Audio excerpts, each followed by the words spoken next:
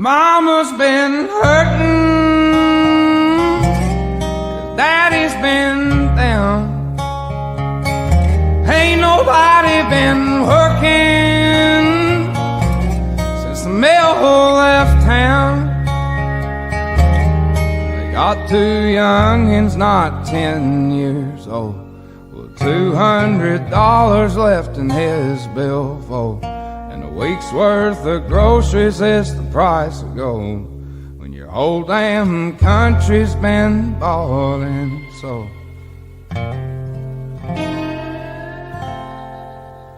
Never there's been hard times, it's always made hard folks who could get her to the other side and not let it be all she wrote. I'd love to live to be an old man, but God, you can take me a young one. Just don't let the land I love die so young. Of thee I sing,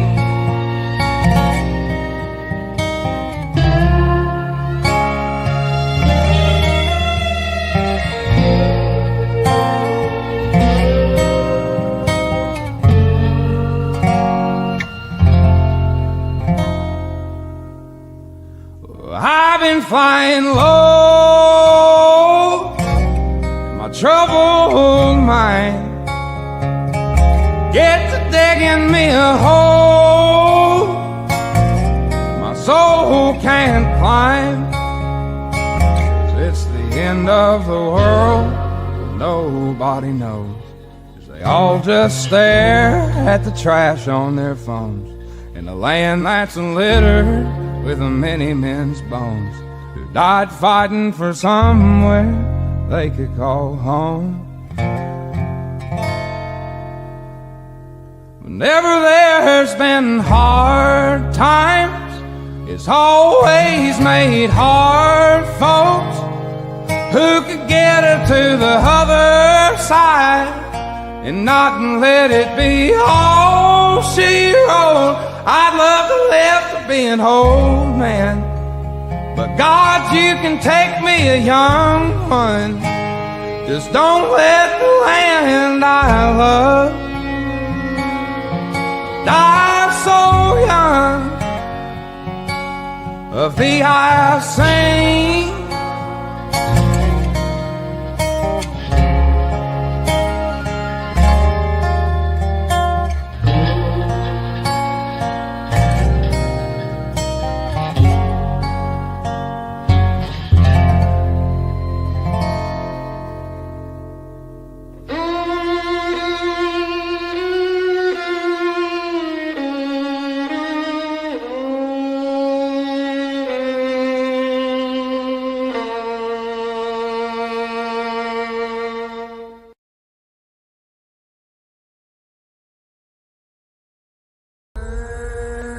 flying high, you know how I feel. Sun in the sky, you know how I feel. Breeze drifting on by, you know how I feel. It's a new dawn, it's a new day, it's a new life for me, yeah.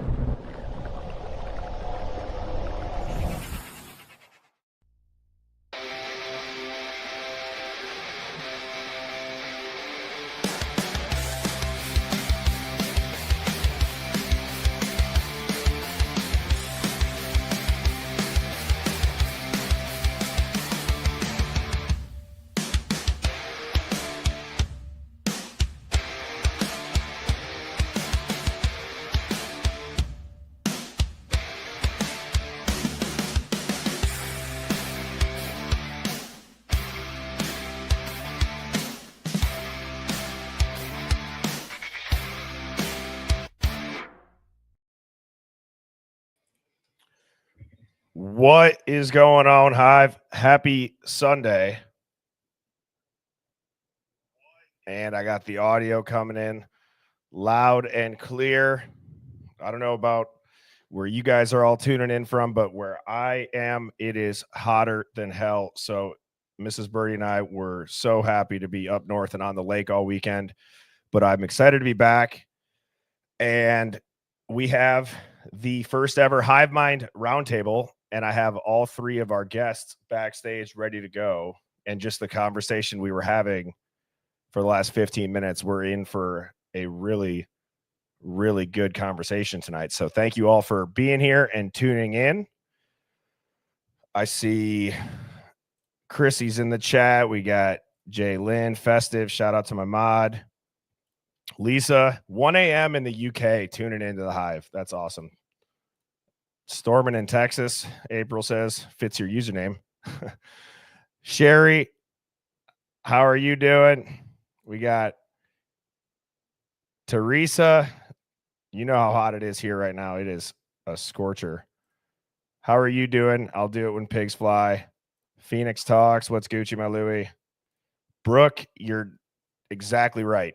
You're not wrong. Tonight's going to be great, and I think this is going to become a favorite of the Hive as these roundtables become regular once a month. So Sandra is tuning in tonight.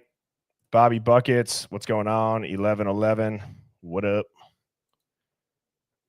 And where is everybody tuning in from? That's hilarious. Chantelly Lace. Let's see if we got any of our Scotland friends in here. We got people in the UK, as we just saw. Pittsburgh. You guys got my boy Aaron Rodgers. Florida, Australia, Indiana, Ohio, Northwest Ohio, Kentucky, Utah, New York, New Jersey, Indiana again, Minnesota, Cali, Albuquerque, Salem. I actually played a football national championship out in Salem, and we won when I was in college. Oh, we got Scotland. Love it. ATL Drew. What is going on? Spokane, Chrissy, Route 66, Lafayette, and that is incredible. So, as you guys know, tonight is the first ever Hive Mind Roundtable. We have Big Forehead, Big Dreams, Mama Tata, and that Southern Blonde Lawyer. So, we have quite the crew tonight to quickly kind of just lay out how I see this going and what I told them backstage. And if you're ever a part of the roundtables, this is your guys' stream. So I just want to try to set them up for success as far as I got some general questions to get the conversation going. We're going to go through the Hive Mind finds, and then I'm just going to kind of shut up and kind of just play the producer role. And if I got to pull stuff up, I will. But my goal is to just have this once a month where I can hear from the Hive. You guys can hear from other people in our chat that are always tuning in. We know how awesome this chat is. So I think that having people up once a month is going to be super interesting. And I'm sure that we all will end up learning a lot from each other. So with that being said, I'm going to bring up everybody. So here we go. How are you ladies doing? Super. How are you? Doing good. Thank you guys for being here. And so we were talking backstage. I just kind of laid out how we're gonna do this for the Hive Mind finds. I'm just gonna kind of read them, and then you guys can each kind of, if you have an opinion on it, you can say it. If not, I can give my 2 cents. But the first one, I got to share my screen. That'll help. All right. So this first one is very interesting, and we've obviously talked a lot about the family dynamic with SG and Kaylee, but this says, this is so weird to me, but have we seen any photos of Kaylee with Steve or anyone from her family? I can't think of any at all. I've only seen pics of her with Maddie. Then I realized that the only one of the victims, the unintended one at that, that has any pictures of them with their family is Ethan. What are your thoughts on that? And I started thinking, I'm like, that's so true. Actually, I don't know if I've ever seen a photo that was at least recently, like where they were in college or up at school together. What do you guys think about that? There is a lot with Maddie too. I think there's been some that I've seen, but it seemed like they were significantly younger. And there was only a couple, but I want to say maybe around 13 years old. I saw one of Kaylee and Steven. It looked like she was wearing maybe a prom dress or maybe a little younger than that when she still had dark hair before she went blonde. That first ones. Yeah, but I haven't seen anything recently of, I mean, like no like first day college drop off, no graduation, no football games or whatever. Games. Yeah. And I don't want to take us down a rabbit hole just yet, but it occurred to me that, and tell me if I'm making this up, but I swear that at one point Kaylee's family said that she had a brother that also was in Moscow. Steve Jr. Right. And maybe I just like have missed the boat on that one, but I mean, I don't want to derail us, but I never heard anything else about him. And like, then did he go back? He lives there still, even after all this? So Steve slipped up in an interview where he accidentally started to say, he was trying to say, I have another child that still goes there, but he started to say, I have a son that goes there. And he stopped in the middle of the word son. And then he said, another child. So he definitely has a son that attends. Mm-hmm. And that internet was off, or that interview was a scrub pretty quickly off the internet for the most part. I only saw it recently. Like I only found out about Steve Jr.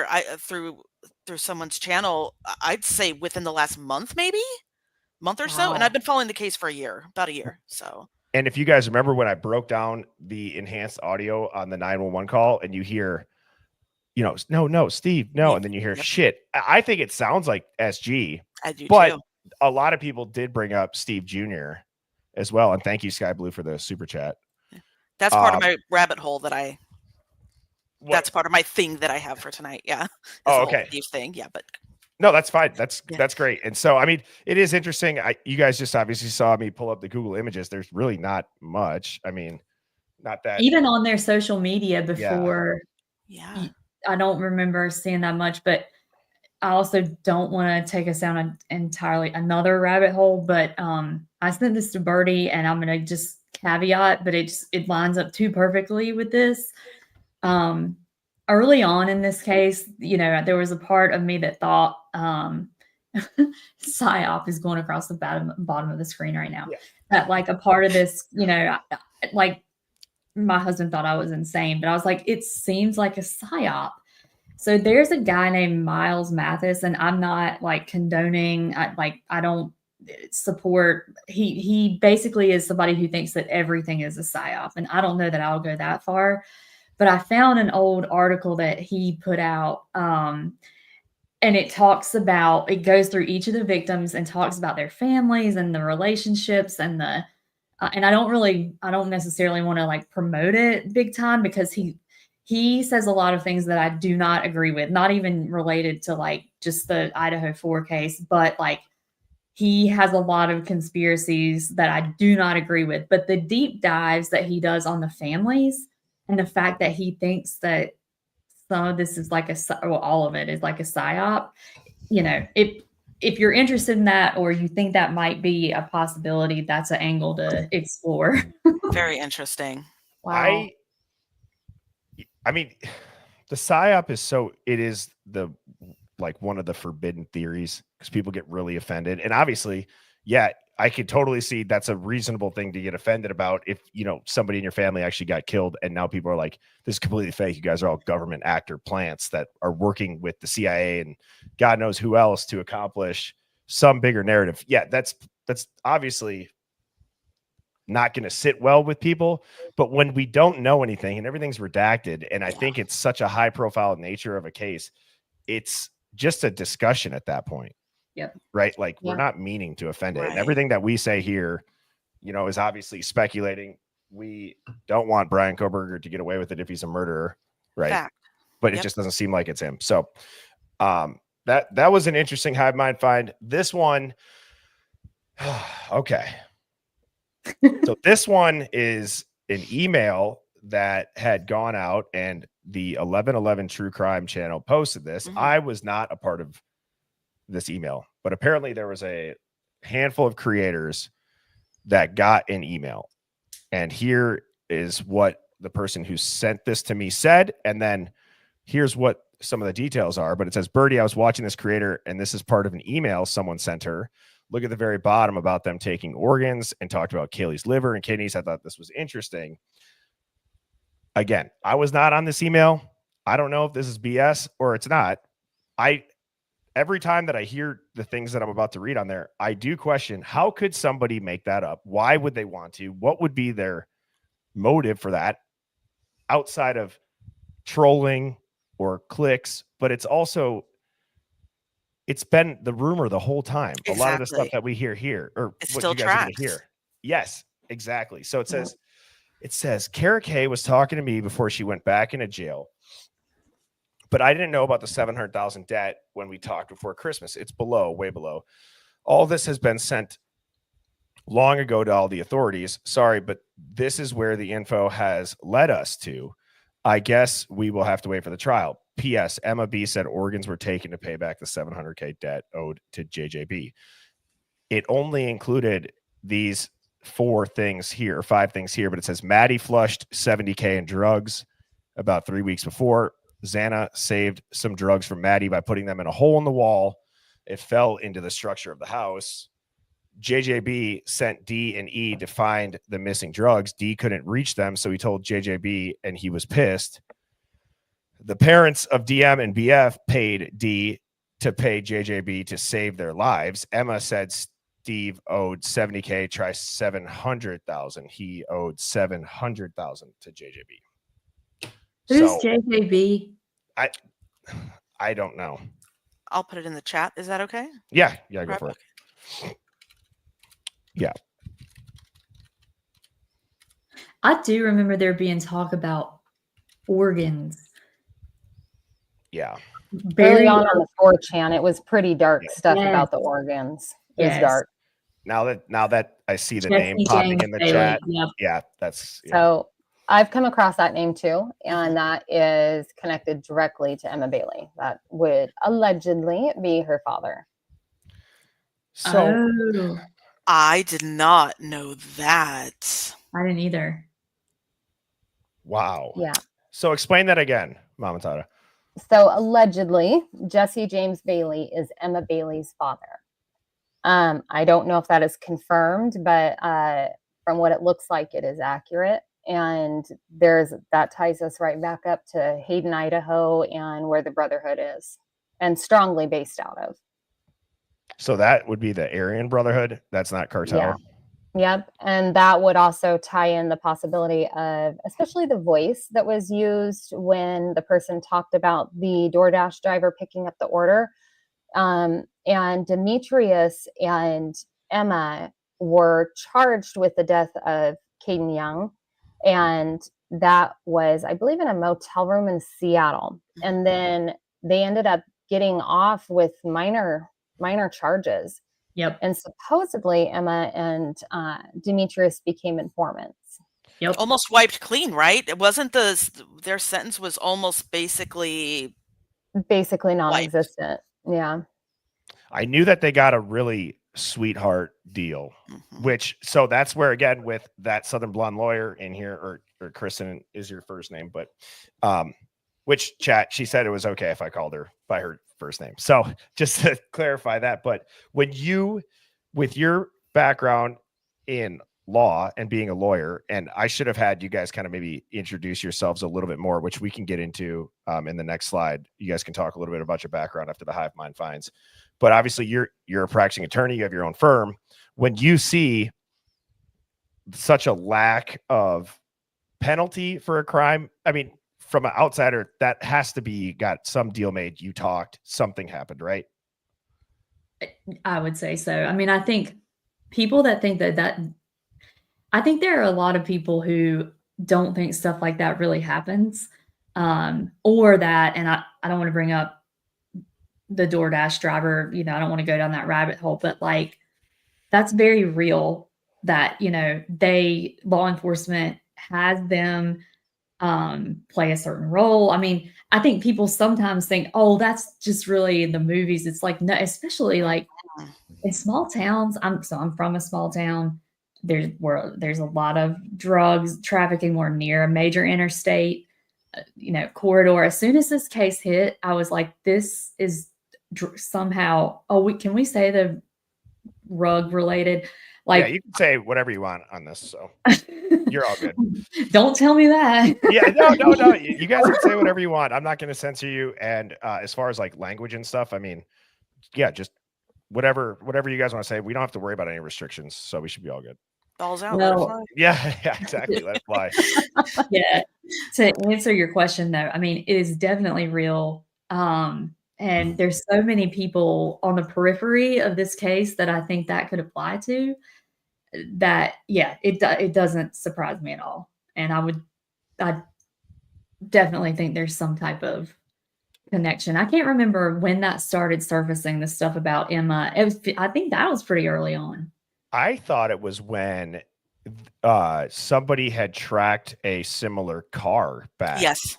To them, that's well, at least that I should say that's when I first heard about the the possible connection. And the drug angle, like, we can talk all the conspiracies we want. You guys know I love that shit. So I can entertain that. I think I'm not saying like, oh, I got this ability to look through like different lenses that nobody else can. I think I have the ability to just at least think of it. And even if it's not true, I think like you guys and a lot of people in the Hive, you can still go there and talk through it. It doesn't have to be like you're stating a fact. So, but the drug angle, if we're just going to talk facts, is, in my opinion, the most likely scenario. Agree. Yeah. Yeah. Can I just ask a question really quick? Just because I can't remember because of all the stuff that has swirled.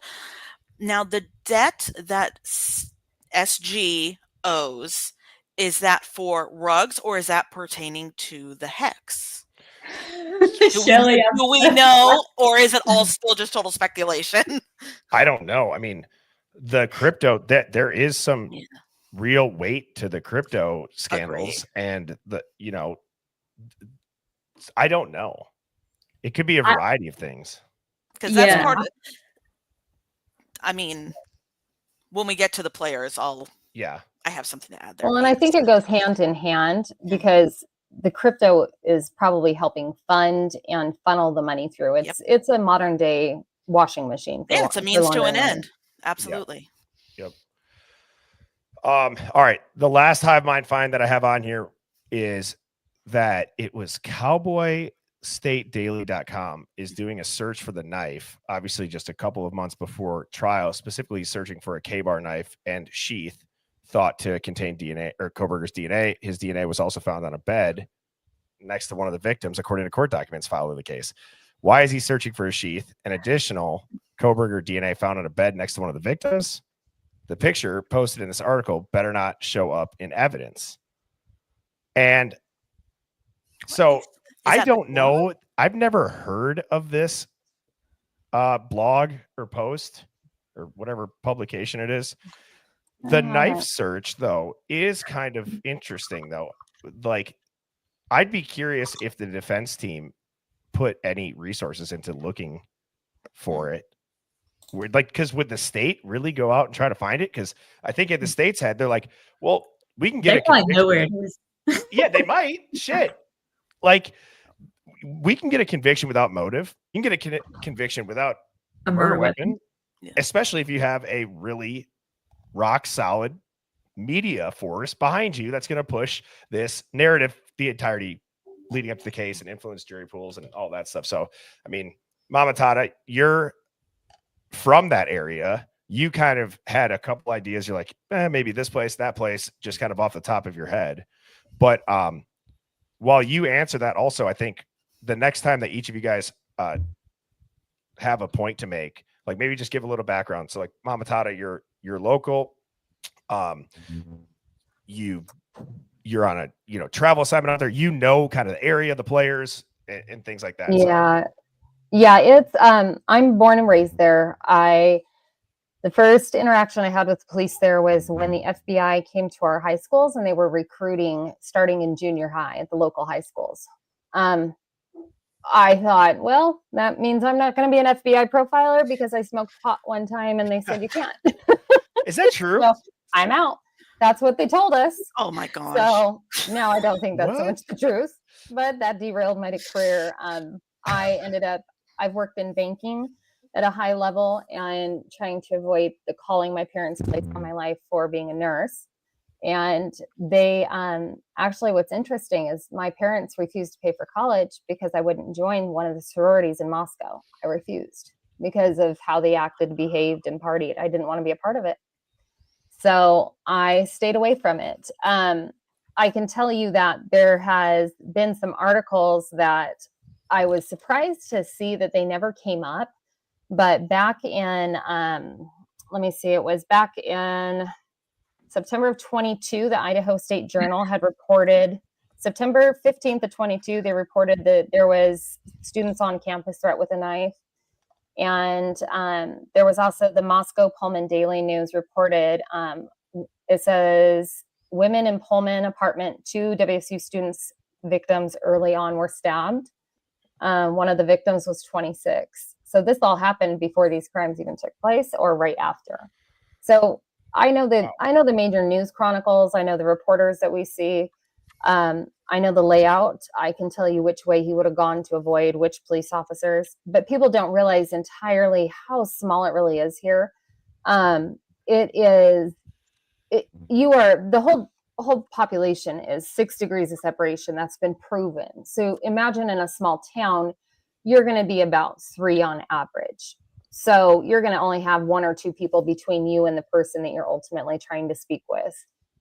So, and the Latah County Sheriff covers such a large majority of towns that are very far spaced apart. So if you pull up Moscow and then pull up Beauville, you're a very large distance for the map. That's a lot of ground coverage in such a small force. So I haven't heard of this news, but it's, ever since COVID, you've seen a lot of these smaller news people and blogs pop up. Yeah. Yeah. I mean, like we were not joking. There's really nothing to joke about because this is like serious, but we were kind of like joking around. Like, what if they found a knife with a sheath? And it's like, well, then wait, where the hell did that sheath come from? And how must did be it the extra one that he ordered from Yeah. Amazon, right? You're right. I mean, He come just, on. Why would you go order a sheath? If I didn't have the weapon and they didn't find it on me at my apartment, don't you think that you'd be looking for a knife and sheath on Amazon instead of just the sheath? Exactly. It just doesn't make sense. And so I can tell you that this new search to try to find this weapon, there could be 2 reasons, but also the reasons fail. The weather. So we've already started harvesting. We start the process depending on if you do rapeseed or wheat or all the yellow flowers you see blooming up there, that's going to be your rapeseed. So that gets typically harvested and cut around the mid to end of August. These fields have been plowed. So if it's in the fields, it's been plowed up and buried again. So there's small likelihood it would be found. Likely if he went through the canyon, I saw the other day that he's on an AT&T network. He would have lost service in the canyon going through Kendrick or down to Lewiston. There's a couple dead spots. So it just depends on which route you're going. Yeah. And 2 things. I wonder what the narrative would do to now say, because they've already told us that he's a forensic ninja, right? Like there's no blood anywhere, no signs of entry or leaving. His car had nothing in it. So you mean to tell me no motive, no weapon, no evidence in the car tying him to there? That should be, in my opinion, that's more to clear a suspect than some very sketchy players that we've seen. As far as if you just want to go off behavior, like, is there really even a physical tie to the scene with Brian Koberger, knowing how little trace DNA is on that sheath? I mean, it's insane. How is that a physical tie? I don't know. It's no more physical than anybody else who went in that house for a party or, I mean, think about like the DoorDash delivery person. Okay, well now their trace DNA is going to be in the house too because it's on the bag. So I mean, 6 of one, half dozen of the other. Right. Well, and it's such a minute amount that DoorDash driver would actually have more DNA than Right. Koberger. You would get more DNA if you took the knife sheath and wiped it down the back seat of his car. You would have more DNA than what's currently on there. My theory has been is that he was looking at knives. I know the guy who we discussed that was Koberger's friend that we played the video of a few days ago. I know he's into knives and throwing and that kind of stuff. And there is an art to some of it. And the stores up in Idaho sell them all the time. There's a Second Amendment store down in Lewiston it's closer than Clarkston's Costco. It's about a 35-minute drive down the hill. And you could go in, open it up, put it back in, put it in the case, and you're done. And guess what? Now you're framed for murder. The other thing too is, like, would Brian Kober, like the part about the trace DNA being random, I just don't think it was random either. Like, could it be, right? Like, if we're going to speculate, could it just be by chance that Brian Koberger's DNA randomly got there and he knew somebody who was there? I think the sheath being planted and found almost too conveniently on the bed in the seat, like, we don't really talk about how or who could have planted it. People have speculated on who may have had the ability to do it. Obviously, we know Brett there's a Payne cleaning was company. there by himself. Yeah. Who wasn't there? Who wasn't Right. there? Let's be real. I mean, those You know, 8 he hours. wasn't there. The weird thing to me, was James, is that his name? James Fry. He was apparently out of town and then came back like late that day. He was with Payne. Him and Payne were out of town hunting. You are 100% right. Yeah. Yes. And then Now the 6-hour hunting window, that would make sense if you wanted to cover. That's about what it would take to get to the hunting ground for that time of season. Yeah. That's crazy, actually. Interesting. And the cleaning when was company. the traffic stop again? Which one? The one where he got pulled over for the intersection, or was it the one where he was The like kind one of on with the campus? female officer.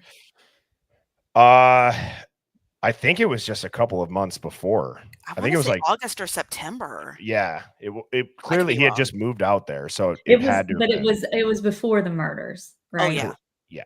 Okay. Yeah, and then him and his father obviously got pulled over after. Yeah.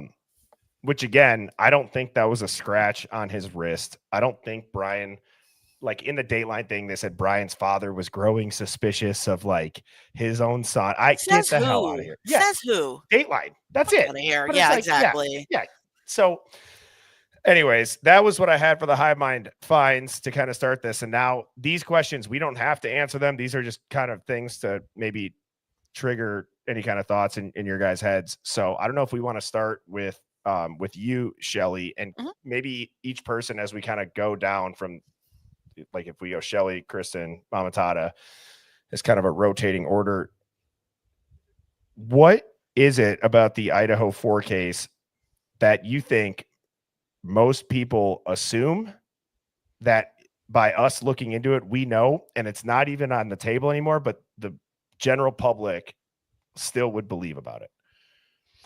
I mean, honestly, I think as long as you have people that are gonna watch the Datelines, watch the Amazon Prime, read the James Patterson book, read Howard Bloom's book, there's always going to be the narrative out there. But you have to be able to sit and say, wait a minute, I need to look at this objectively. Okay, this is what one person's saying, but this is what the defense is saying. But when stuff just doesn't add up, how is this man going 2 different floors? How is he, the wounds that were inflicted to certain people versus not others?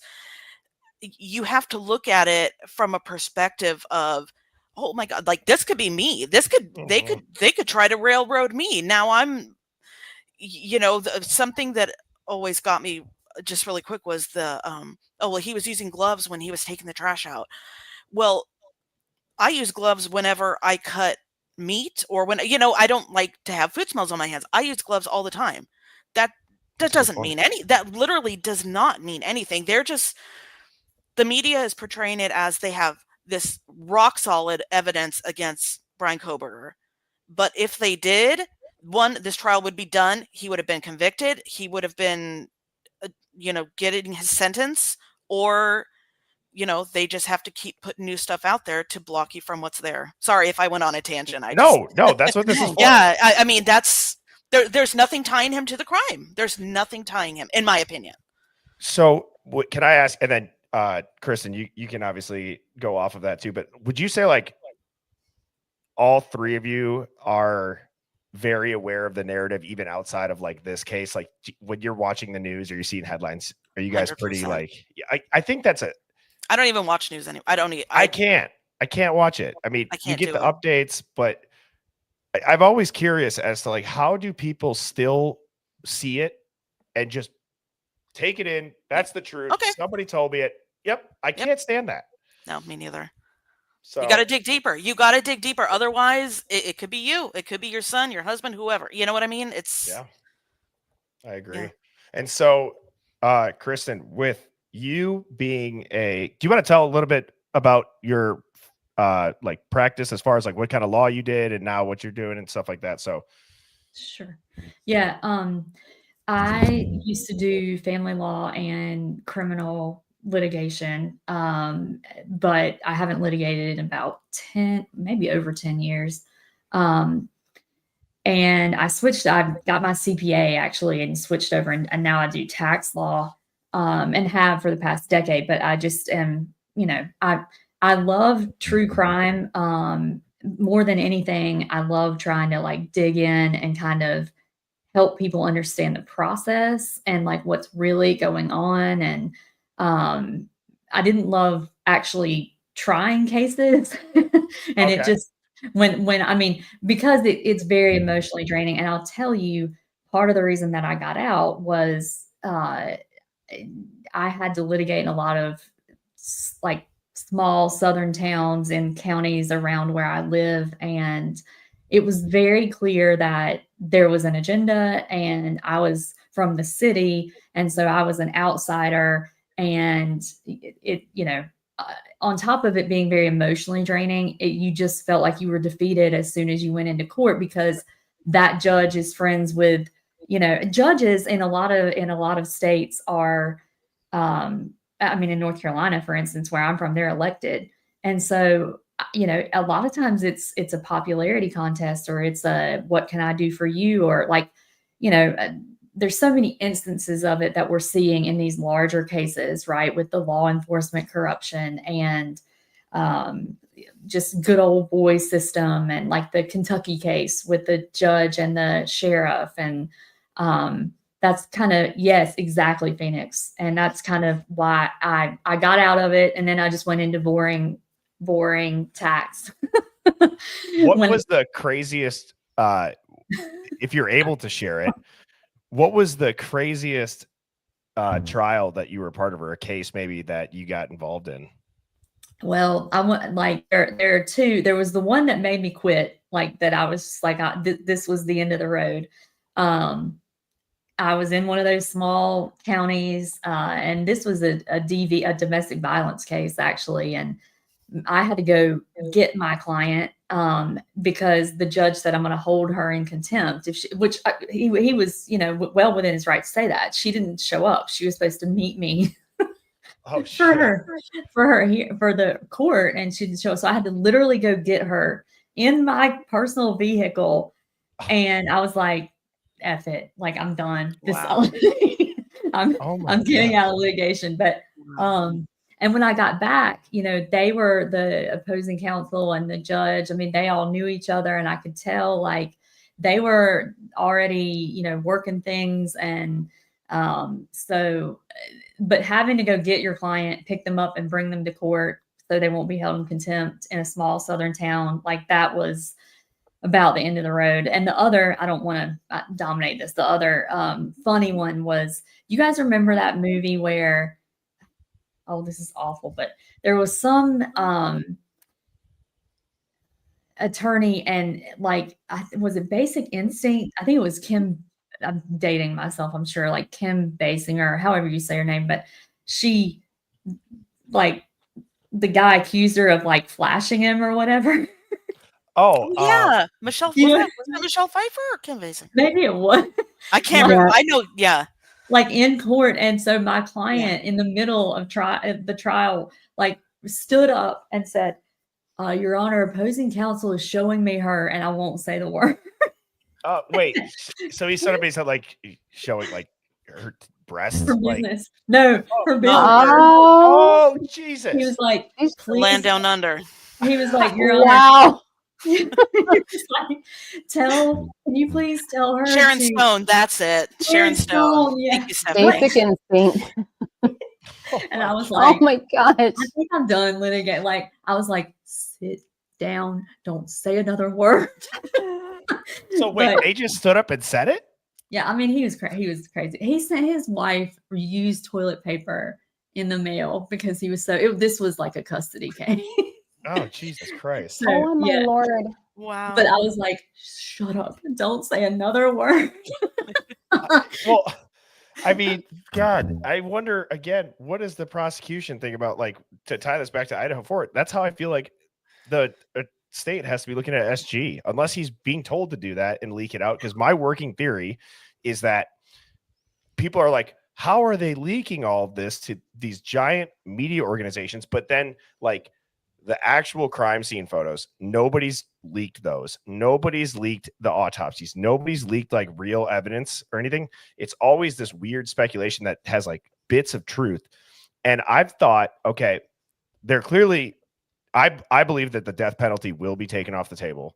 But I've always wondered, is that because the state knows that their case is not as strong as they think? And then if Brian Koberger walks, he's never going to be looked at as proven innocent. He's going to be looked at as the monster that got off because of media leaks, and the leaks coming from a victim's parent.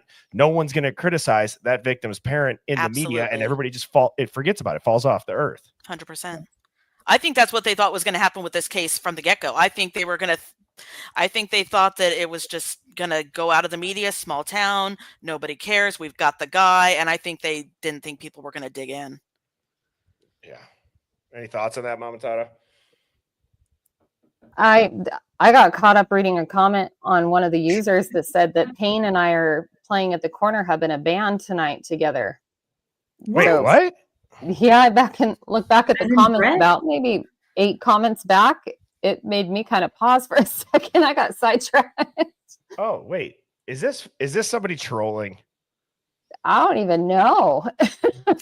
Oh, you guys. Yeah. Stupid. I mean, I was like, I what? love it. that's hilarious. Remember when we had like Steve G, we had Ann Taylor, we had everybody in here like with the fake names, like.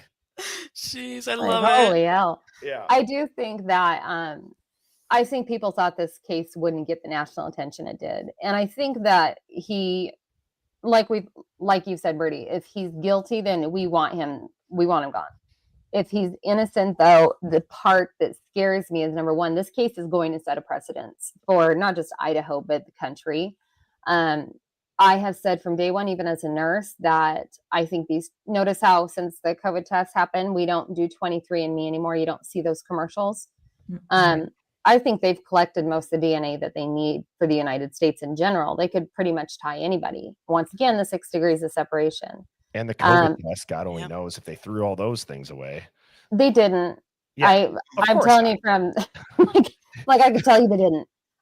We have a friend who owns a lab, and she had people here where I'm at right now in California, where they said that they would pay for all the used COVID PCR testing samples. So she just had to box them up, and they wanted them, and so she boxed them up and burned them. Whoa. So she wasn't playing. So yeah, there's a lot going on that this case I think is dangerous to not be asking questions. Yep. And I think that he was the perfect patsy. He's awkward. He doesn't have a lot of friends. It's funny if you go back and start watching those movies that with Mel Gibson, the conspiracy theorist, go back and watch that now, knowing what we know now. He doesn't look so crazy anymore. In the movie, it was a wackadoo, but now you're like, no, he's pretty much spot on. Yeah. And nailed in. Yeah, that's kind of how I feel about Alex Jones. I think he is very smart and dialed in on his history. Obviously, he's been right about the majority of stuff. I mean, yeah, it sounds crazy. He might have made a huge mistake, right? But it kind of also goes back to like, because everyone talks about like the Sandy Hook shit, right? That's like what his big thing was, $1 billion in court, right?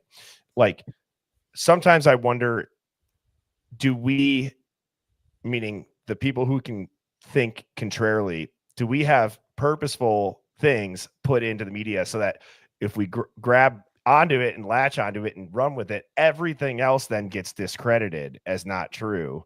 I think that that's a tactic. I think that, I'm not saying that that's what happened with him specifically, but that's kind of who I think about whenever I'm like, people say, oh, he's crazy, but it's like, well, have you listened to him or do you just watch the headlines on him? Because Exactly. Well, and it's the delivery. That's the one thing people have to remember is how is the information being delivered? So his whole the water is turning the frogs gay sounds absolutely insane. atrazine is a real drug. And it really, there really is an issue of this happening when they started researching it. It's just the delivery.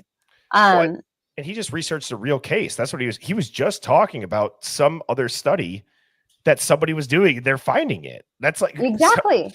It's just the delivery. It also ties over to the Vegas shooting. With where I do my travel contracts in California, we are very close to the Vegas shooting. So we had a lot of friends there. And we had some friends who were shot. And thank God they weren't killed. But I can tell you this, they were being flanked in the alley by people who were not friendlies. And so there was not one person. And when I started looking into it further and further, the more I got into it, the more I started seeing my accounts being hacked. And I got to the point where my husband was like, you got to stop. You've got to stop. I mean, see, that's a deep rabbit hole where it's like, it has everything to do with like potentially the Saudi royalty that was in town. I mean, you guys are all shaking your head. Yes, I'm sure people in the hive too. Everything always makes those conspiracies. They always seem to make way more sense than it's just some random one-off guy who just snapped. Absolutely. Right? So, I don't know if any. Go ahead. Sorry. There's a book called Program to Kill by David. I think his last name is McGowan. But it's about how the serial killer narrative developed in the US and how it talks about MK Ultra and, various that's interesting. things. I've read that. Very interesting. Yes. Yeah. And so when you look at, all of it put together, like think of these big cases. And I think that's kind of in the past few years, we've had cases like, Idaho 4, Karen Reed, Delphi. I mean, there's like tons of others. And there always Gabby seems to be Petito. kind of this Gabby Petito, like an underlying current. And it's like, well, look over here. So you're not looking here. Right. And then what are you? Yeah, exactly. Your favorite uncle. And like, you're trying to like, what are they trying to accomplish with this? And I'm also, going back to the PSYOP angle, like, I don't know, maybe some people disagree, but just because you say something is a PSYOP. So like I forget the Fort Bragg, or now it's Liberty or whatever, is nearby me. And the PSYOP, I can't remember what they were called, but the fourth, you might know what I'm talking about. Maybe. It's the division that was like basically like in charge of PSYOPs. Like they're nearby. It's like the Ghost in the Machine commercial that they put out. Yeah. Yeah. I don't know where I was going with that. You were talking about Fort Bragg. PSYOP. Yeah. There's when always, you say something's a PSYOP. Oh, the program to kill. Well, and you don't necessarily, like, we were saying like, oh, none of it happened. I don't know that I think that's what it means. I think it means that some of it, does that mean that nobody was killed in Idaho? Like I just wonder if maybe it means it was designed. Like to me, a PSYOP could be it's all not real, right? But it also could be there are parts of it that were real and maybe some of the players didn't know, or some of the players weren't. Like I don't. It's just like when people say, "Oh, like with Karen Reed, a conspiracy means there were 50 cops that were in on it and judges and whatever." No, it doesn't necessarily mean that. No. my two favorite examples when I talk about like psyops and then corruption of going hand in hand. A psyop, like I know most people in the hive know this. The United States has regime changed countries via psyops and news stories. And like you look at the whole Gaddafi thing, it's like a really good example. Like we've done this. We run coups through psyops all the times to have, you know, we could say, oh, it's national security or oh, yada, yada, yada, right? But it doesn't have to be that, to your point, Kristen. It's like I always reference the Brett Favre text that just were leaked with him and the funding that he got for his daughter. And he's texting the director, the chair of their I think it's their NAF fund, which is like their essentially like their welfare money, saying, is anybody going to know where this comes from? And she's going, no one's ever found out. So it's like it could be that simple. Just a powerful person texting a friend. Just one person to another. Phoenix said it in the chat. It only takes two to make a conspiracy. Yep. Yeah. And so Brett Favre needs to leave his phone at home.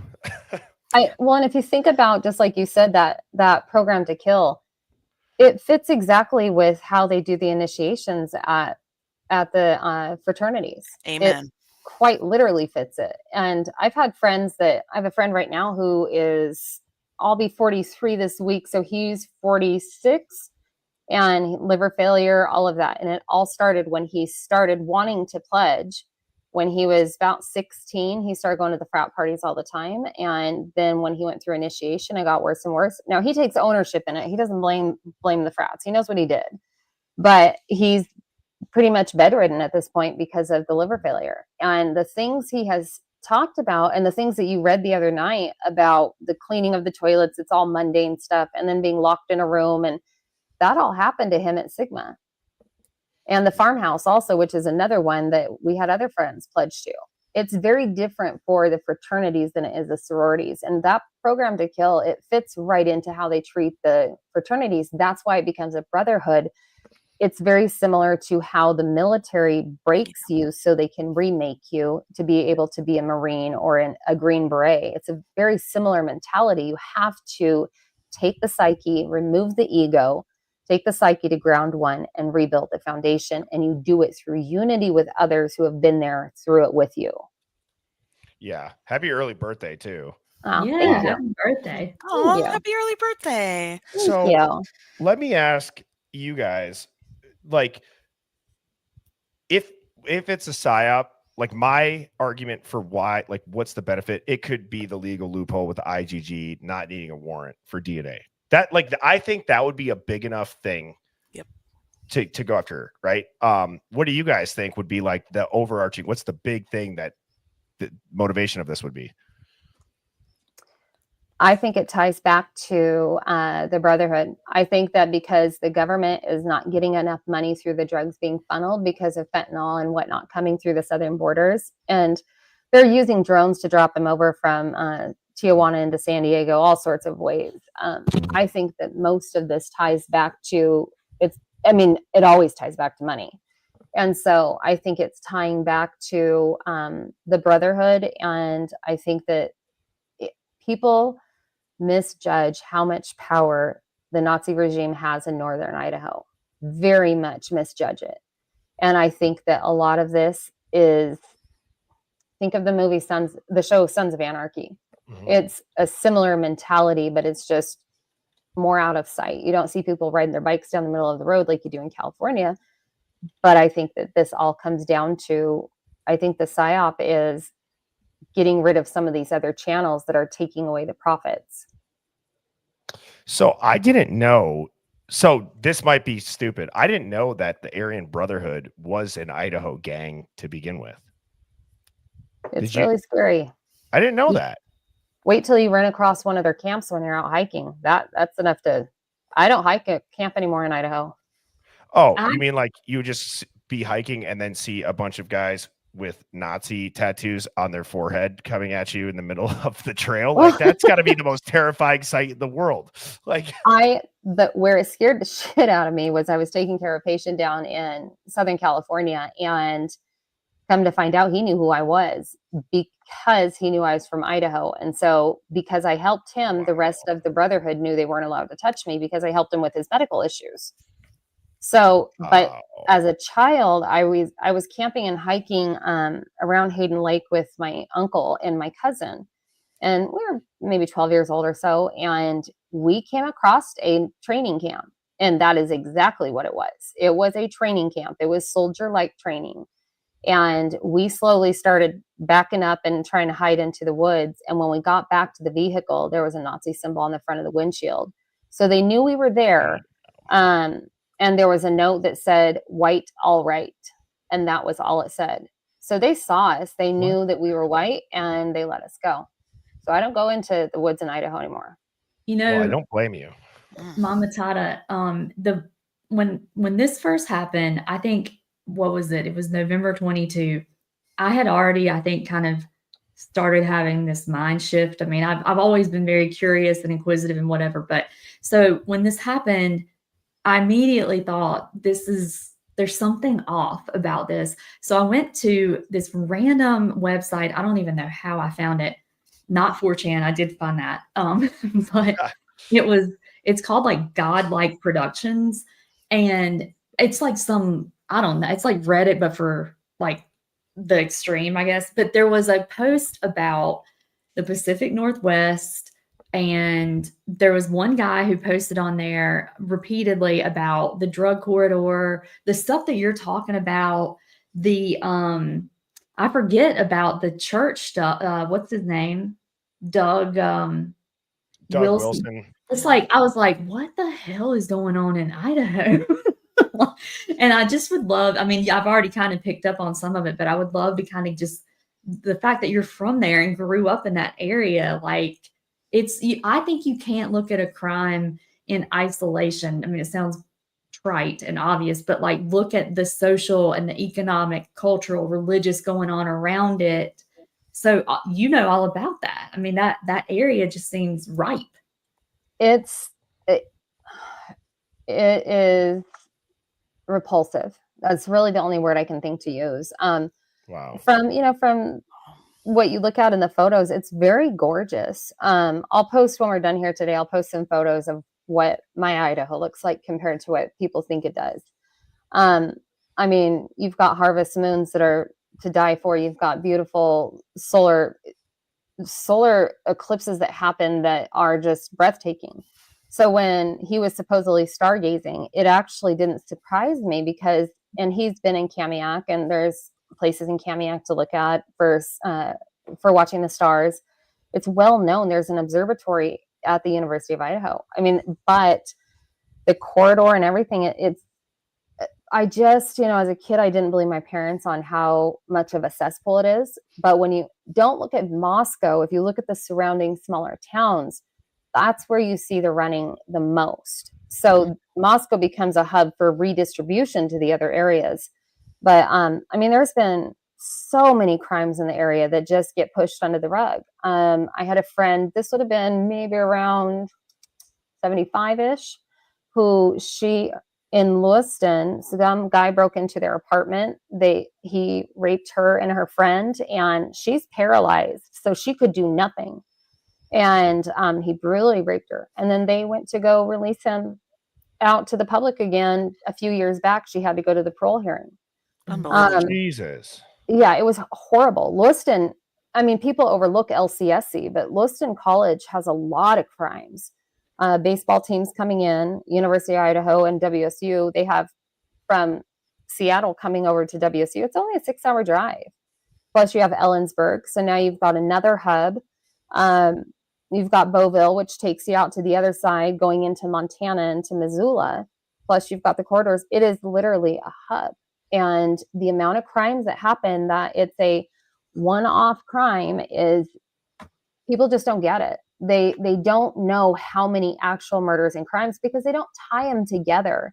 Yeah. And we use Dateline in Idaho as a way to get our news. And so that's sad. That's the real sad truth of it is I've watched Dateline since I was little. That's how my parents used to scare me into making sure I was home by 10.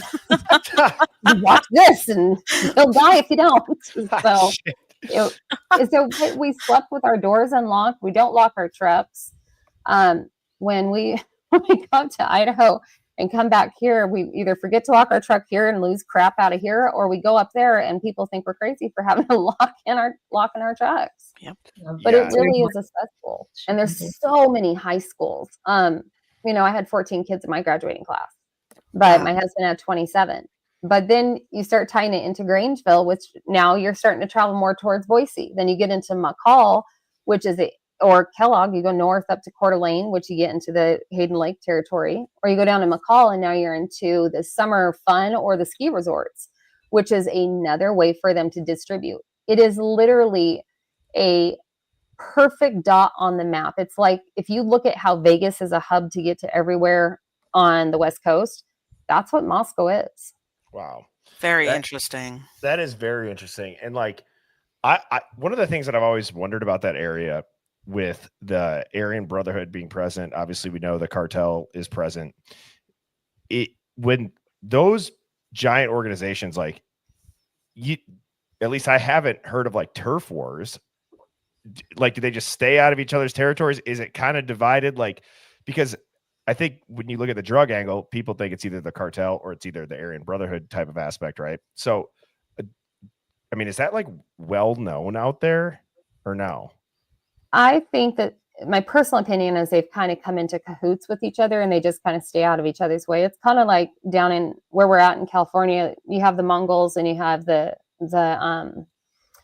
Hells Angels. Yep. And they just kind of stay out of each other's way as long as you don't go into their territory or steal their money, and you're probably going to be okay. But I think that there is going to start being more of a turf war coming up, depending on how the administration starts cracking down on drugs in general. We don't see, I can't really picture many people that I would knowingly associate with the cartel up there. I think it's just, personally, I think it's so overrun by Aryan Brotherhood. Let me give you perspective. When I grew up in one of the small towns near Moscow, I was there for many years, and it was 6 miles to Moscow. And there was one Black family that lived in the town. And then years later, there was one Indian family that lived in the town. So everybody, it's not that it's racist. It's just the dynamics. People stick out. So if you start bringing in drug cartel, people with a bunch of tattoos, they stick out. It's very conservative in this area. That is very interesting. And like Shelly or Kristen, have you guys ever been out there? Have you ever visited Idaho? Or I've never been to Idaho, but I'm from California originally. So when she talks about the Hells Angels and the other gangs, yeah. I mean, Shelly, go ahead. Nope, go ahead, Kristen. Did you have an angle about Steve? Because it's Hell's Angels, and then at some point, I swear I thought somebody said that there was a relationship with like his family. I have a partial theory. Mine doesn't 100% tie into that, but it ties into SG. Yeah, 100%. Before we get off, I wanted to hear your take on that, on SG, or if you had stuff to say about that. Yeah, my thing basically is that well, first of all, my theory is that I part of me thinks, and I had told Bertie this, that I don't have a firm thought on who I think, yes, 100% did it. Yes, here, and here. I think it was like a group thing that came together. I think that KG is in WITSEC. You think she's alive? And that's why she talk? Yeah. The reason I think that is because when you think about how much SG and his wife talk about the injuries, how severe, but that her face was basically unrecognizable. Well, wouldn't that be the perfect thing to get reconstructive surgery so that nobody recognizes you if you go into WITSEC?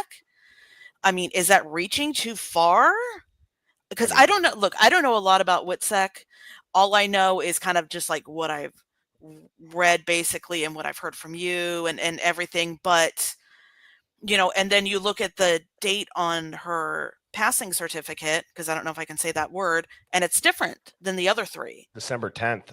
December 10th. So what if she was in protective custody in a hospital recovering, quote unquote, and then they put that as her passing date, but that was when she truly entered the WITSEC program. The thing that's always stood out to me, even early on, was you didn't, like, I know this sounds morbid, but there was no footage of the bodies Nothing. coming out of the house. Yeah. Nothing. Nothing. No real, I mean, I know they had like a memorial, but like the funerals, Yeah. like, and I just, even like with John Benet Ramsey, I mean, like they had the. You mean Katy Perry? Yes. That's one of my favorites. Like they had, I mean, I find it hard to believe that somehow there wouldn't have been some type of footage or like, and if you think about all the weird stuff that we just kind of accept, and then if you sit back and you're like, wait, that doesn't make any damn sense. Right. Right. I mean, I don't, and like I said, maybe I'm reaching too far. Maybe I've just gone down the rabbit hole too far, but I mean, look who owed a ton of money. Look, how did we know that? I didn't know about that. How did y'all know that?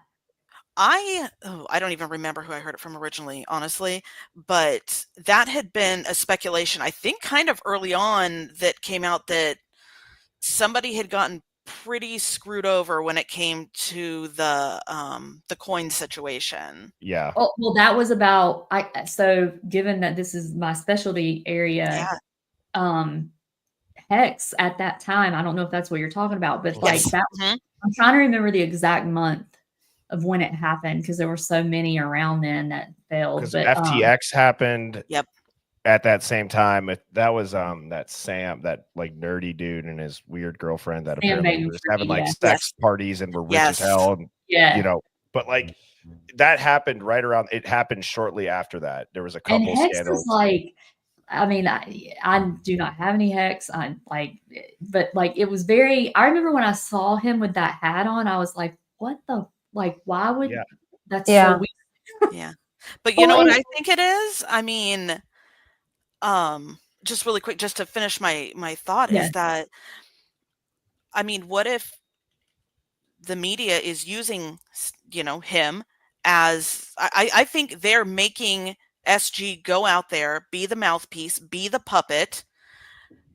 And I think it's because people who he screwed over are connected, and they're holding him to the fire, saying, okay, you have to get this kid convicted. You have to damage this kid's reputation so much, being Brian, that you are responsible for getting this all done. And that they made him wear the Hex hat as like almost a like a shame thing. Yeah, exactly. I mean, like I said, maybe I'm just way too far down the rabbit hole, but I mean, when you piss off enough people when it comes to money, they don't care about, you know, they're going to get their money no matter how they have to do it. There's almost nothing in this case would shock me, except if it was actually Brian who did it for the reason they said he did it. Me too. That would shock me. Because otherwise, I mean, you look at all the other parents. I mean, we've barely hear from Xana's. I've only seen Maddie's mom do one interview. Ethan's parents, you know, I've seen them on a couple of things, but SG is that mouthpiece no matter what. I mean, I don't. I just think it all leads back to him somehow. I don't know. They separated from him. They're not, you know, if can you blame them? I wouldn't want to be associated with him. I wouldn't want to, you know. If my kids' roommates died at the same time my child died, I think we'd all pretty be united in our grief.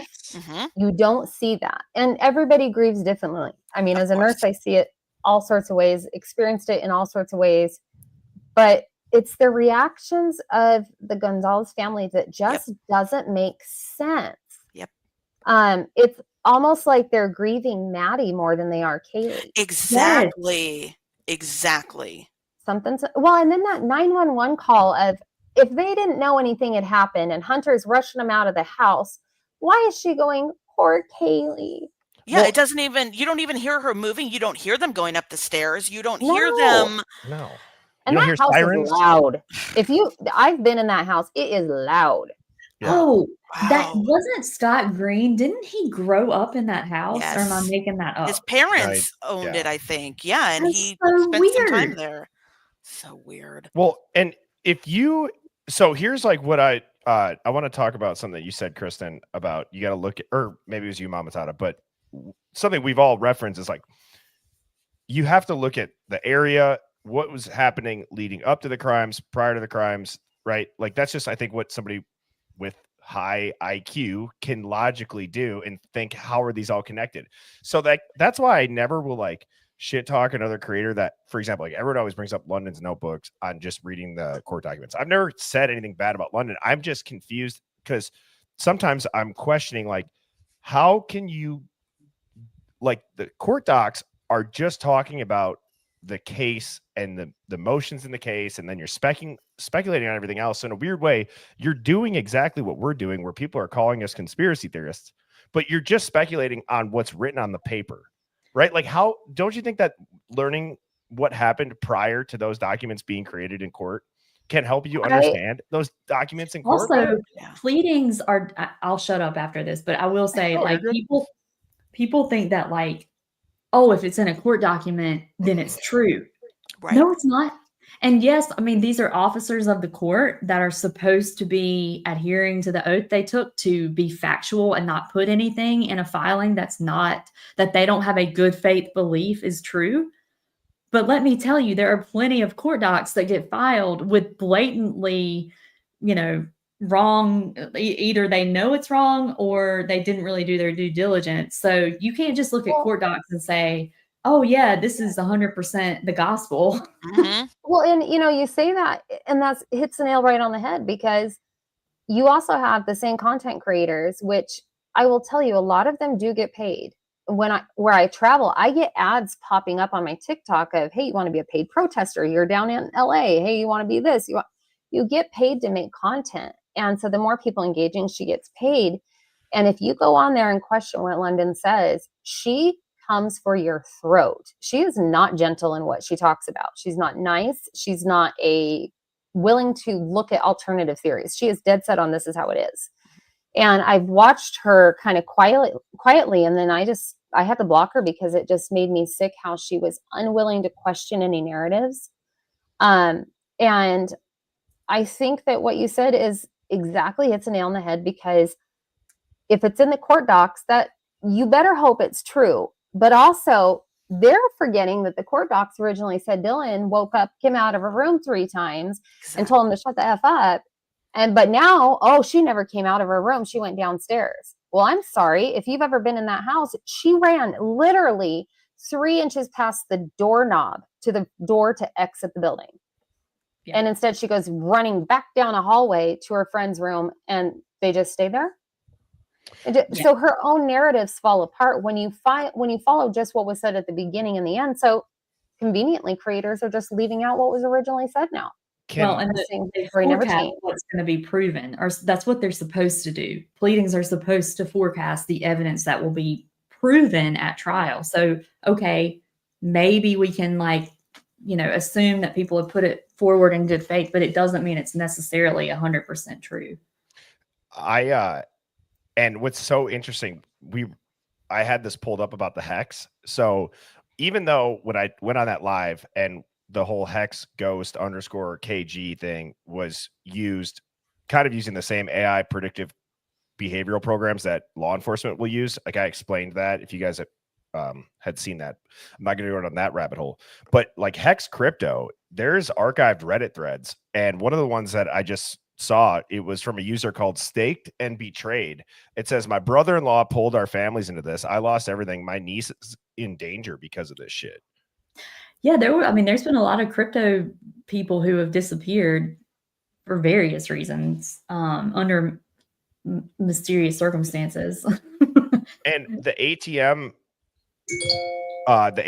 subpoenas or whatever they're trying to get for their banking records and shit, like there's Bitcoin, there's crypto ATMs. I don't know if Hex has that, but it's not to say you can't convert a crypto. You could do that very easily on Coinbase or a handful of other apps where you can just, transfer kind of, it. yeah. So who knows? But man, the quote unquote stretch that if SG was, whether it was a knowing scandal that he was pulling people's money into this coin that was going to be a pump and dump and F over a lot of people, or it was an accident, to think that if he didn't piss off the wrong person and somebody lost everything or in your gang, that they would do a revenge hit, especially if they were laundering their drug money through it to clean it. I mean, that when I say that, I don't understand how somebody can't logically bridge build and think that probably could have happened. Yeah. I mean, it doesn't have to make total sense. Nothing in this case makes total sense. So Purposely, I think, though. If it doesn't add up, the truth was not in the equation. That is what I live my life by. That is That's a great so quote. true. That is a fantastic quote. It is. Well, and and then you look at Dylan Mortenson's father. He has crypto issues. He's got money issues galore. There's for being these families that are affording housing for their kids going to U of I, that housing is not cheap. The University of Idaho is not cheap. Moscow is not cheap. There's just a lot of people that have a lot of money issues and a lot of strange things going on that have all collectively ended up in the same house. Yeah. And yeah. Somebody in the chat a few minutes ago, I wish I remember who it was, but they had mentioned they were a nurse, a pediatric nurse, and they said something about, I don't want to say the word, and I actually, Bertie, I watched you on, what's the show you were on the other day? Surviving the Truth with Kelly Patterson. Yeah. It's some type of transporting or maybe it's all of these things. Like it could very well be all of these things, but I think there's drugs, there is the other transportation issues. And then,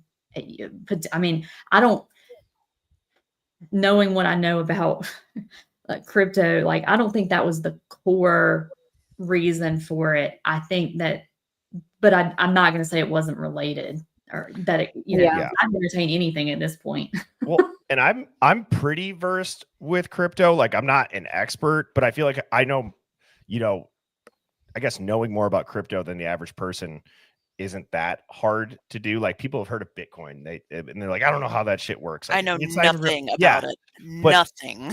But I'll do a side story on that for y'all at some point if you want. yeah, that'd be great. Not financial advice, right? Right. Not just, right.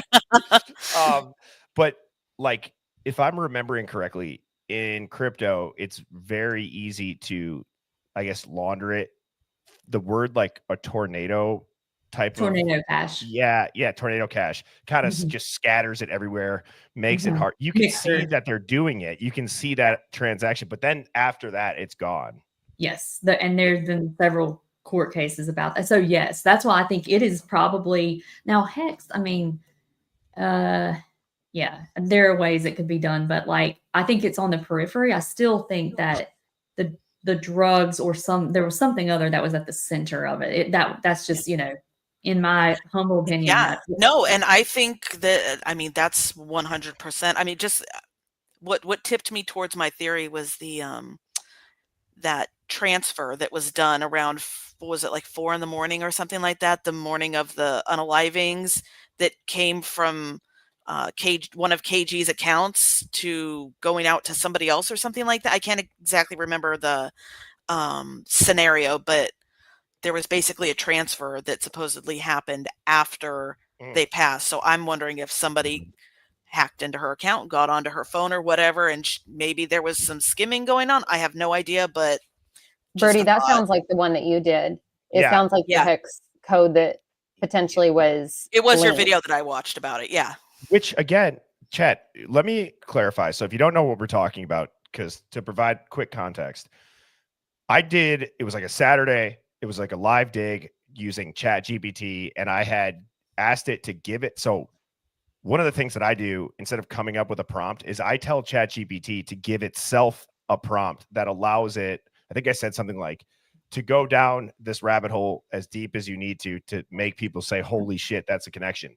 And it went through how it used the same programming. It allowed itself to use like what they use in augmented reality gaming systems, predictive criminal stuff, became an expert. It was on Etherscan, which is like a crypto kind of chain transaction thing. It went and it pretty much, from pulling all this data in, could pull wallets, could pull blockchains, could pull transaction times, could look at the messaging notes on the transactions, because you can go and look all that up for crypto. Yeah. And it's so it had to plug in certain pieces that would be like predictive that weren't stated as a true fact. But it, again, I just still think that while maybe that exact transaction's not a full, is this live still up that you did? Yeah, I took it down originally till I could explain to everybody how it happened, and I put it back up the next day. It's the only video I've ever taken down because like it was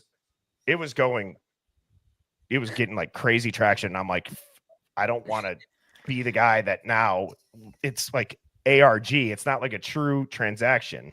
You know, is it only on your TikTok though, or is it on here? No, it's on here now. Yeah, Okay, I watched I'll it get here on on it. YouTube. Yeah, it's a super interesting. I mean, honestly, it was probably one that as It for a kind of live made you gig, nauseous to watch. Wait, Yeah, Phoenix, it was what are rough. you talking about? Blockchain link wallet on Linda Lane. Oh, dude, Phoenix, thank you. Check this shit out. I found this a couple of lives ago. Not a couple lives ago, maybe a month or two ago. My worlds are colliding, like true crime and I'm a crypto tax lawyer, and so, but I haven't heard anything about this, Phoenix. This is Dude, this Well, is and crazy. when you start learning about it, it's crazy. Like my husband woke up to me with an insomnia one night, and here I am telling you I converted pancakes into syrup so that I could create this hex or this coin so that I could make this many. Now, and he's like, well, "You've lost your freaking mind." that was it, Bernie. This was crazy. That blew my mind. My mind. So, Kristen, check this shit out. So, on the Linda Lane footage that we've all seen of the car park, I turned on the subtitles and it wasn't getting good subtitles. So I uploaded the clip and I put it into ChatGPT. ChatGPT not only gave me subtitles, it was able to pull, quote unquote, like the metadata. And this popped up in the auto caption generator. And when you type it in, it's a bank transaction for Bank of America of a failed payment. Why would that ever? How could that ever? That's real. That came on a live dig. What reason would a Ring camera or any security system do that for? And I have the explanation of it right here. I need to just go watch this live. I'll do that after the show. I'll have to join you because I'm looking at those codes after working in banking at the private client group and the stock brokerage firm, and I'm going, that makes me nauseous. Yes, well, it's just the hash, right, for that transaction. Yeah, so it says that it's a wallet address fragment or token ID, part of a hashed password identifier. Yeah, so like this was what AI said without me even having it itself or give itself a prompt. It was saying a speculative but reasonable theory is that it was captured from a live streamed clip. And what has everybody talked about with the food truck and all this shit? And so, I mean, again, it makes you nauseous. Like, how many digits is that? It's not long enough to be a lot. It is a fragment. It's not long enough to be an actual address. Did they put that in there? That looks like one of the codes that you use when you are accessing your Coinbase wallets. Yeah. And I know that because I lost mine. So hopefully I don't have a bunch of money sitting in there. Right. And so, I mean, like this document that I have pulled up, this is actually a good document. So Phoenix, thank you for saying that. Maybe this is a good document to kind of just click through, because I had talked about too or I think Kristen, you said, why would he wear a hex hat? Or maybe Sherry, you said that. It is kind of weird. Like if you effed over other people in front of Moscow PD, in front of the entire world, if that's what you're known for, you're going to wear that company's hat promoting it? Several times too. That's where I was Yeah, like, there was is a this different like a like hazing shame thing, or I think it's the opposite. I think he's saying I'm the talking head, so don't look at what I'm saying. Because then he starts flipping the hat. I think that's his signal to the world that this isn't true. If I change to this hat, this is true. We used to do it a lot in banking where actually in court, the attorney, if he had his glasses up, it would be the signal to the defendant to shut the hell up. But if he put his glasses down, it was the signal to keep on going. Interesting. Well, it's like the whole white hat, black hat thing. Yeah. So I want to know if SG did F people over and the feds are involved in that. Because, guys, you have the feds on site and there immediately, if not already there prior. That is from the court docs. Koberger's defense is trying to figure out, was he under surveillance? Why was he under surveillance? They really couldn't find out. They followed him across state lines. You can say maybe there's like a chess strategy as far as, once you cross state lines, I think there's something with that, with the crime. Mm-hmm. But the marshals being on site, again, just because a case, and Kristen, correct me if I'm wrong, but just because a case is high profile, it wouldn't change the case. Like, yes, was it 4 people that were stabbed? Yes. Is it, a high profile? They would have known at that point, right? To your point, what they I'm would have saying. known. Yeah. So, but the marshals are involved in WITSEC. The moving company boxes are owned by Serva, which holds a like something, I think it's called like, they have like a Section 48 clause or something that they can move federal assets and personnel. The Idaho North American relocation, that location closed down permanently, like 11 days after they moved these roommates out. When have you ever seen local PD move victims' belongings and survivors' belongings out? You're always in charge. I forgot about that. That is so weird.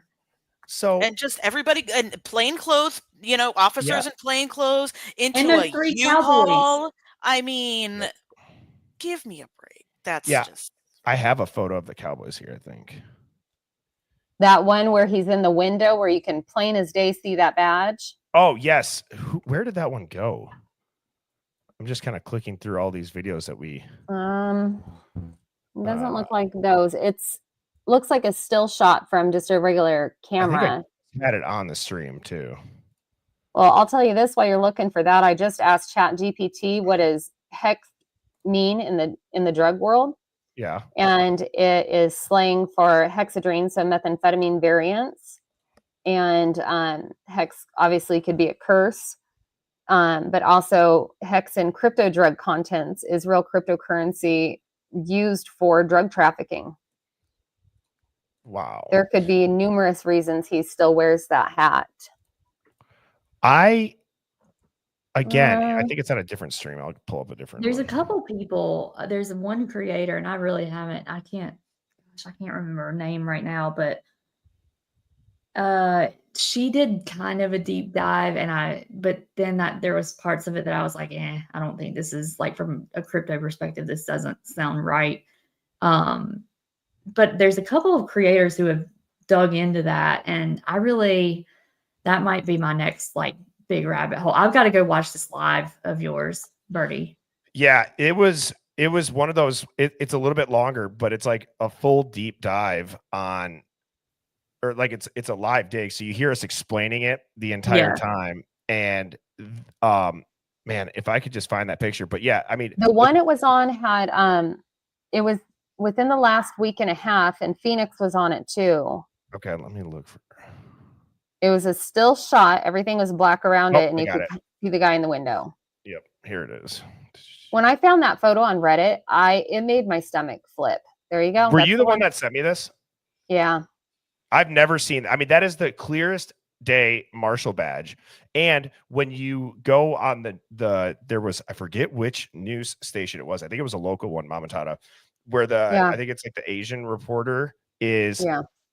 She's talking and the Cowboys walk right by her, and then you pause it and you zoom in. They've blurred his badge. Yep. So they're hiding their faces and heads down. Cowboy hat down. Yep. Cowboy hat down. And so again, I didn't know much about the marshals, but what I'm getting at is just because it's a high profile murder case on a campus, that doesn't mean because it's getting attention, the marshals would be there. Yeah, I don't, was there ever, well, there was never any official acknowledgement that they were there at that point. But Of I mean, course that not. was Yeah. shortly, like that was a few days after, right? If even that. So there was no way that they knew that it was somebody came across state lines. Otherwise, how was the jurisdiction of the marshals invoked? Yeah. And, you know, you think about every weekend in cities, whether it be, you know, shootings, whether it be whatever, homicides just aren't something that the marshals are going to get involved in unless there's something parallel going on. Exactly. And, You know, yeah, it makes me wonder with BK supposedly sitting out front and all of that. I've wondered if he had a feeling something was going to go down. I've thought this for a while. And then supposedly this DoorDash driver is sitting there watching him, which if that even was true, do you really think if he's going to commit a crime, the DoorDash delivery person pulls up, sees this delivery happen, he's going to continue with the crime? Because he would have watched him walk right to the front door. But you don't I call have the cops? wondered, I've thought that sheath or something else was in that bag, or that was a signifying Yep. something. 100%.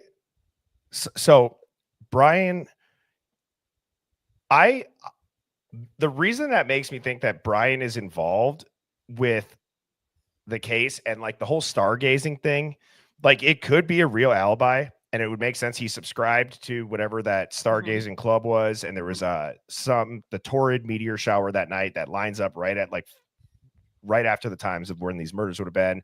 I know you've said, being a local Mamatata, that you lose service heading out to that park for about the same time frame of like 30 minutes, 45 minutes. And so that could all add up. I don't think that his defense would publicly state that he was stargazing as an alibi just for BS. But then again, what Kristen, you said in cases, sometimes they just do it to file it and they know that it's not. But where I have a really hard time believing that Brian is just completely random and the trace DNA is just random is when you start to track his professor recommending him for the internship, and then you follow the money that the NIJ funded, you know, Washington State to look into exactly what happened. And now Idaho is getting funding for the STOP Act after the fact. You know, you have all these media leaks. Brian has stayed completely silent. He's never slipped up. There's no confession. He's not bragging about it. It makes me wonder to what you just kind of said you had thought at one point is like, did Brian see this happen? I mean, I have wondered. I don't know. Well, you know, there's theories that he was an informant or and working alongside, and that he actually had found and uncovered stuff through the databases that he had access to when he was a student, and trying to get positions with the departments. The grants coming into the police station for them to build this big gaudy police station for such a small area just blows my mind. I just don't get it. Yeah. I don't know if he saw something. I don't know if he thought something was going to happen, and that's why he kept driving by as he was worried it was. I don't know. I don't know anything about his character. I just know that it just doesn't fit. You wouldn't have to make up photos for Dateline in order to sell this. You could have sold the narrative by just saying the kid did it. Right. That would have sold the narrative to 90% of Idaho. Yep. But the more they push it, the more people are going, I don't know about this. And what people don't realize is people like us that are questioning it, it's because this could be you. This could be me. It could be your kids. You don't know who could be framed because they barely touched something. And we don't know. We truly don't know who actually delivered that bag. We don't know if it was actually even delivered. Right. They're probably getting a twofer out of it.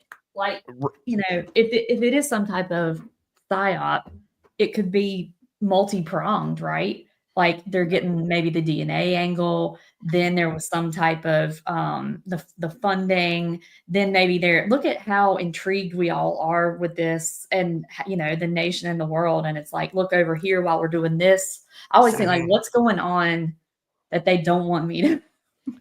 And we're begging for more security footage. Like that was an angle that I hadn't really thought about, but it's like, yeah, right. You know, we're all like, how is there not more cameras? And then it's like, well, now they can justify, hey, look at everybody says for solving crimes, capturing this monster, we need more security surveillance. It's like the Patriot Act right after 9/11. I Well, mean, do you guys remember when they said that they could tell he had been there because his device tried to do a handshake with the in-home Alexa devices, oh and yeah, they could tell that it had reached out to shake hands and try to connect with the electronic devices.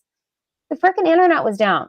exactly. People forget that. The Wayback Machine shows that it was down. The whole I campus remember was that. down. The whole I network, not just the forgot Wi-Fi. about that. Yep. Yeah. So, I mean, think about it. If that's all down, how are we getting some of these recordings that there was no issues with? It's there, and all of a sudden it pops back up. That's not how it works. You can't have everything, and that's what the prosecution is doing. They're trying to have every last piece of cake and the crumbs too, and they can't do that. It's not going to work. And so while we were having this conversation, Phoenix in the chat had said, look up what the marshals typically cover. We can probably narrow it down. So I'll go through it. The first one is fugitive apprehension operations. That's their bread and butter, where they're hunting down, dangerous fugitives, kind of like Dog the Bounty Hunter, but probably on a way higher scale. Which that show was awesome back in the day. Dog was the man, dude. Didn't Dog get involved in what high profile case was it? What was it? It was just Petito? recent, right? Was it the Petito one? It was the Petito. He's gonna find Brian Laundrie, offer him a cigarette before he goes to jail, and He's have a gonna heart to heart. Weird shit. Yeah. High risk warrant service, which is where they're gonna support task forces for federal and state warrants, SWAT style raids. We obviously know that this was not that. WITSEC, if someone's in WITSEC or compromised, goes missing, they bring them to active scenes, hospitals, standoff situations. They can relocate witnesses. They could supervise during trials, escape federal prisoners. It's not that. Judicial threats and court security indictments. Probably not that. This could also relate. Number 6 is asset seizures and federal forfeiture. It's not a traditional crime scene, but they may show up in high stakes federal raids to seize property that's tied to organized crime, money laundering, or drug rings. That could be another angle. Mass arrests, but what they typically don't do is investigate homicides or robberies. And what is Brian Koberger charged with? Oh, murders and burglary. So, if there's here's an interesting fact. It says if there's a murder inside a federal courthouse, the U.S. Marshals would be the lead responders. They handle all federal judiciary premises. So, I mean, obviously we've done the WITSEC angle. I do wonder if Steve is able to go and say all of this, because in a way, if Kaylee is alive, as people have talked about, I mean, you guys have seen too, when we've done the facial recognition match, it was like an 84% match. And you've seen work applications for all of the victims, actually. And there was a voice match done to Maddie Mogan that was 91% from an old Instagram video.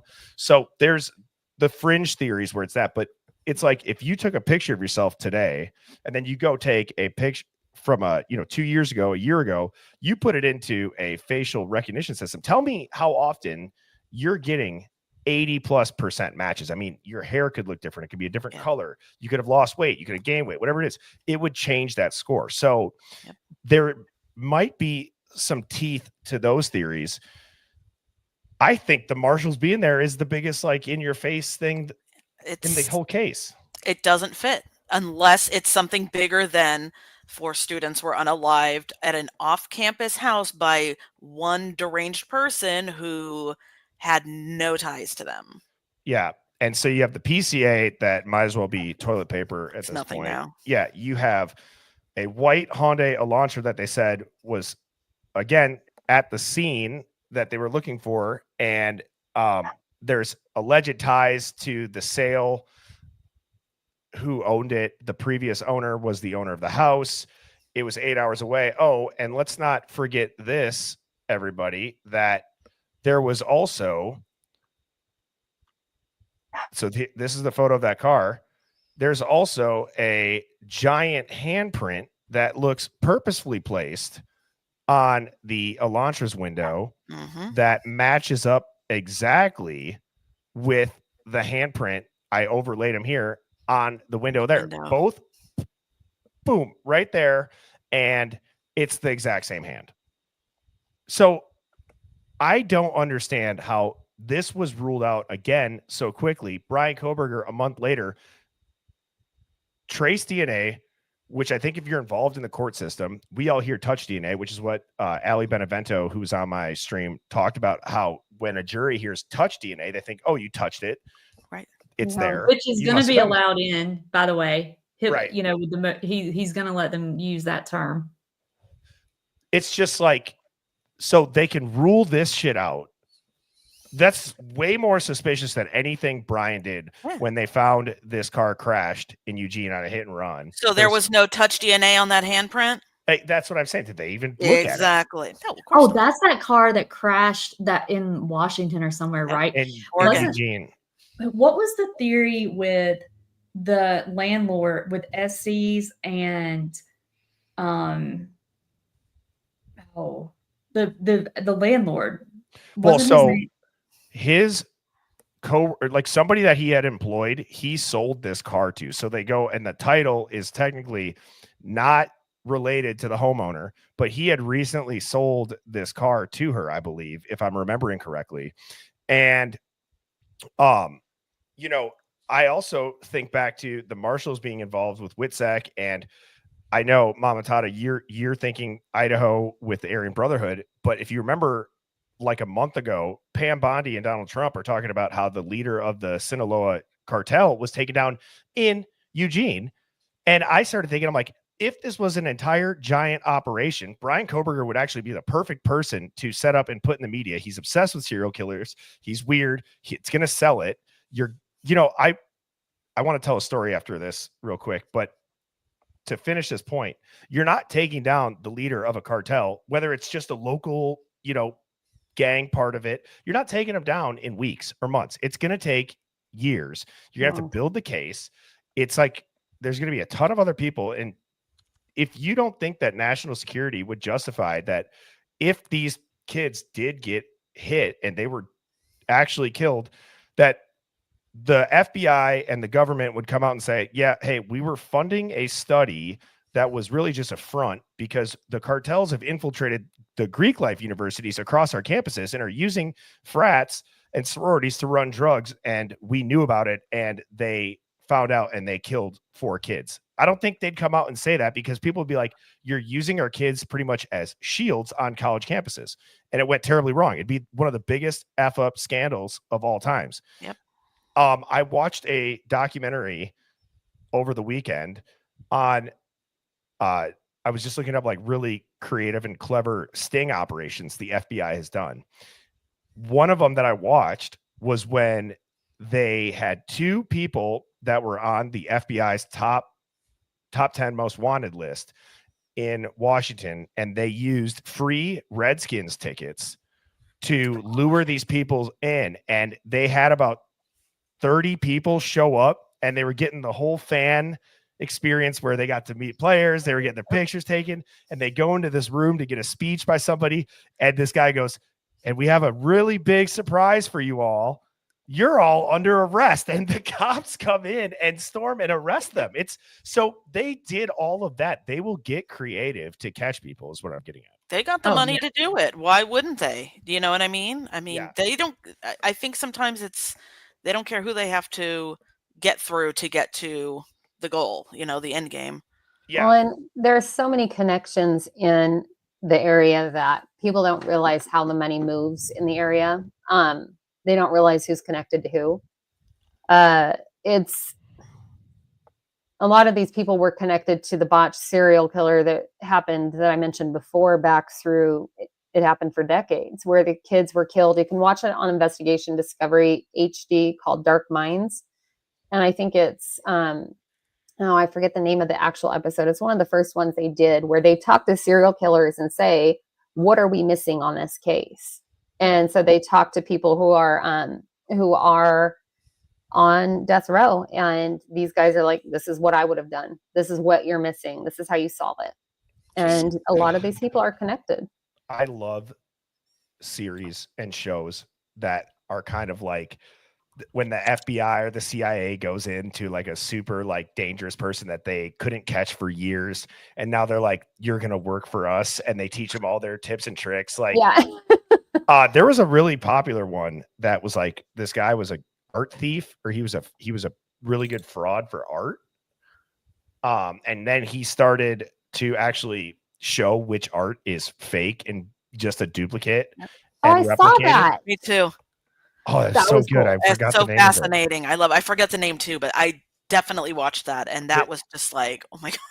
Yeah, Yeah. that was fascinating. Like, I going do have from a zero question. to hero. Yeah. Since we have an attorney, what would be your thought as to why Kaylee Gonzalez never received a victim's notice? Exactly. So I went through No, digging she and I pulled it up, and yeah, I sent it to Well- Phoenix, and I said, we might have overlooked a really big key. She's the only one that did. Even friends like Hunter, he even received one. So why was there not a victim's rights notice issued to one of the actual victims? Is it so that Steve could potentially still turn around and sue, or? Oh, good thought.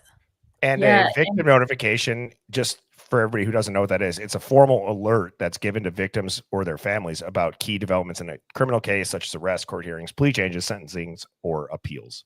And we know that one didn't go to her family, or what do you, okay. Nobody in her family received one, or her. I mean, it also, the hearing that Judge Hippler had recently with just the victims, right, and their families, like, that was sealed. I mean, everything has been sealed lately, right? Right. But so the practical, like, former litigator in me thinks that they just effed up. Oh, And, interesting. I mean, I know you're probably what, but I mean, there's so many things that happen like that just, maybe it was if they went to the other family. I guess my point is, normally I would say, oh, we should read into it, but there's also a part of me that's like, they maybe just effed up. And I could see the just effed up side of it if it had been issued recently and they Right. finally just got around to it because they realized they messed up. But we're talking about these notices were issued a long time ago. And so they've had a long time to fix that issue. And And they I know- guarantee you somebody saw it. and they And the haven't. death date, too, they didn't Haven't. fix. Exactly. Yeah. So, Yeah, that's interesting. Kristen, how often did you ever run into like I'll use the quote unquote term like jailhouse snitch, where they're saying something that might not be true to either get their sentence reduced or they'll admit to some sort of crime for notoriety? Like, do you think that with the DoorDash driver, there's a really high probability that we could be looking at that? Yes. And what there's a happens part- in that situation? Well, she didn't even, correct me if I'm wrong, but on the footage, I watched it, and then like she doesn't ever actually say his name, right? On the foot. She does on another footage of it. When she's in the police car being driven, she does say his name. Mm-hmm. She does? Yes. Yeah. I think I thought I watched all of it, but I just saw the part, I guess, in the actual like police station where the woman was interviewing her. And so I didn't see the part where she said his name, but it was speculated on. You're not wrong. There was people that were kind of questioning, did she say it? Did she not? Yeah. But she also did say the college girls that were murdered and in the upcoming case. So yeah, she said Moscow. Yeah. Yeah. I mean, I want to see the one in the cop car where because since that came out, I've been thinking, I mean, and here's the thing. She could have still have just said that. Like, I think she's just interjecting herself, or however you say that, in the same way that I'll be Harsh shocked. did, the same way Dylan with can I just basically tell you what happened at 4 a.m.? Do you know what I mean? It's like you're giving information that doesn't need to be given. Yeah. What do you know? Like, honestly, I know that the witness list is sealed, right? But I'd be shocked, honestly, if she actually is a witness. I mean, like, honest to God, I think that she probably was on meth or whatever. And I mean, I feel very sorry for her. It's a tragic situation, but I would be surprised because Ashley Jennings, I listened to it again today. And I mean, maybe I'm taking this too literally, but the only surviving eyewitness is DM. I mean, Exactly. and she said that in court. Like, I would be shocked if she actually is a witness to be. Well, and any- that's why I'm like, mainstream's just running with this for the hell of it. Well, exactly. And any mainstream that's, any witness that's going to be called or, eyewitness or whatever thing. Okay, so you got Dylan, who was just drunk out of her mind, doesn't even know if it was reality or not, and a person who has had a maybe checkered past that might be getting a deal just to talk. I mean, I don't know, I would Yep. think a defense attorney would have an absolute field day with her credibility then. Oh, exactly. Yeah. Yeah. There's Put her I on the would- stand and let me hear and cross-examine her, please. Have you guys ever seen, like, you guys just brought up DM, like being the only witness, so we don't get to see her face, right? I don't know how. I'm still not sure. I mean, I think she physically has to be there. Mhm. Like, there was some like discussion of, oh, she's gonna be able to testify Phone it in. remotely. Well, I know They BS better not wants let her to- phone it in. That's BS if they do. I agree. I don't know That- how That that- 911 call? No. Yeah. Yeah, No. I don't think that satisfies confrontation clause technically, but What is that? So you have the right, like under the Sixth Amendment, to confront the witnesses against Oh. you. And I think there's some case law. I mean, it would have to be relatively recent that it has to. I think the court can make an exception in their discretion, but in this case, I don't know how they wouldn't force her to actually come in, especially if they had her come to the grand. Well, I mean, granted, he wasn't there for the grand jury, but I don't think she can testify remotely absent a showing of really good cause. But I have heard about I her want to see the face. body language, Sorry, I didn't mean to interrupt, but Yeah, that's- I'm interested in the body language, Yeah. Mhm. Would you put Brian on the stand as an attorney, Kristen? No. And there's some, like, I love Andrea Burkhart, very much respect her. She's an awesome attorney, and she'll even tell you that she's unusual in that she will put defendants on the stand. I have never thought and have never done that. Not in any of my cases, and I think there's just too much of a risk of To get put in a jurors. pretzel, like, Yep. And just interpreting, one word or whatever, like it would have to, like, I wouldn't have put Karen Reed on the stand. I also wouldn't have let Karen Reed. I mean, I love her attorney's amazing legal team, but I wouldn't have let her do those interviews for damn sure. yeah, that Well, and his used- got used personality against- quirks.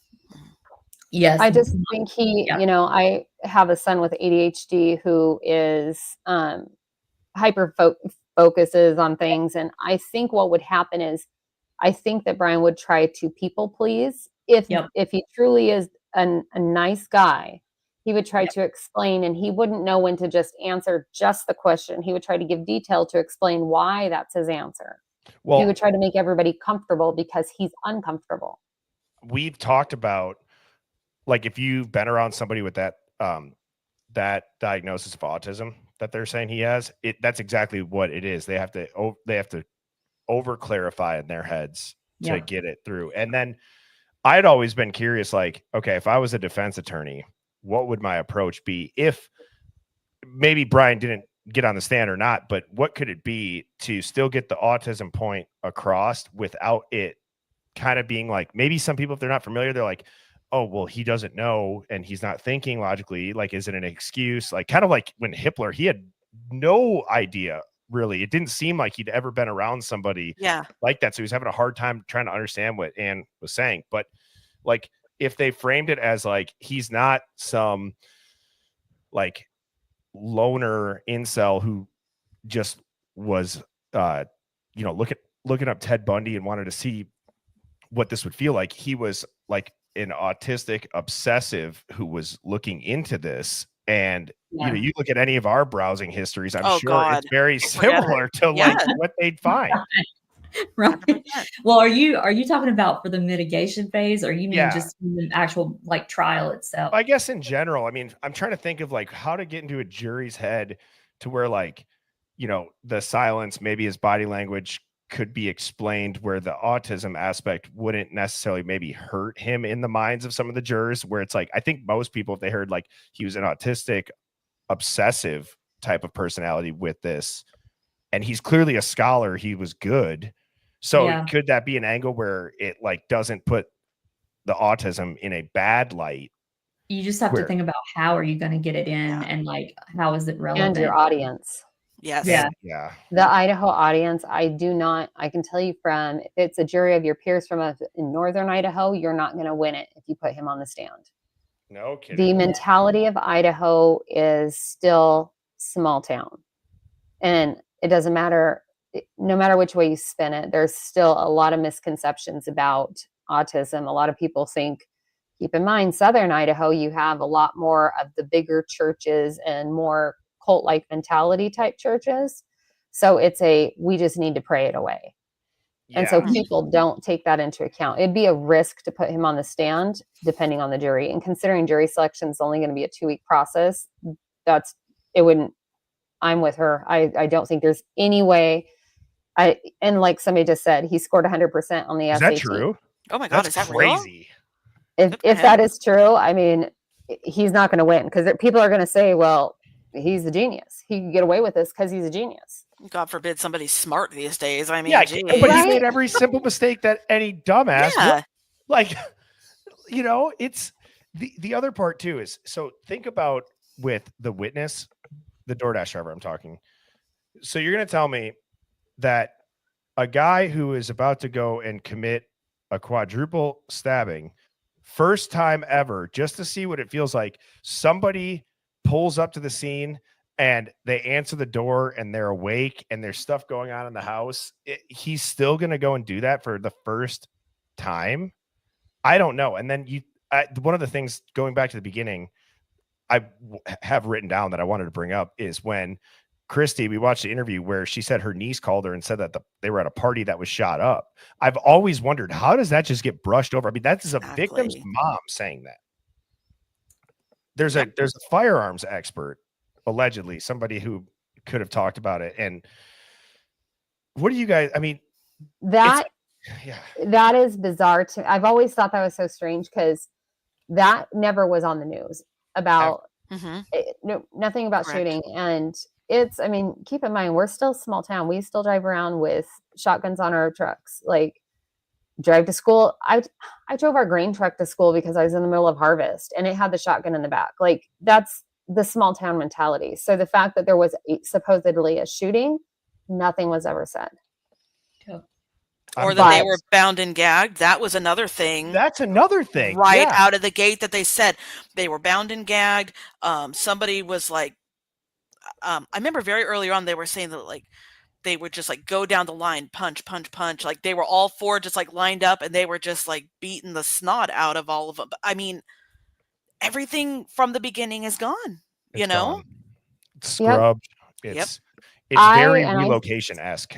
Yes, that's exactly what I think. I mean, I've gone on I use a Russian web browser to look up a lot of information so I can get past what we have here in the US censors. And there's a lady in Africa that I talk to quite a bit, and she has done some searching, and what she finds is vastly different from what we see. Very interesting. What is the browser? I use Yandex. Sometimes you have to just assume that what you're going to click on, you don't know what it is, because you can't read it at all. Yeah. It's all in Russian. But I use Yandex to get around. Since DuckDuckGo was bought out by Google, I stopped using both of those. And I go with Yandex and try to search through images. Because if you type in Brian's name, if you type in any of the survivors, or even Moscow, Idaho at this point, you just get what the normal media is trying to show you. You can't even dig into who's related to who. It was very hard to actually find photos of Dylan's father. Yeah. And to find out that Dylan's boyfriend, his godfather, has massive criminal issues. Steve has a brother that unalived a bunch of people using a knife in Oregon. I mean, and a lot of this stuff is not on your typical browsing history. Somebody in the chat just said, can the lady in Africa reach Jack's show? I saw that too.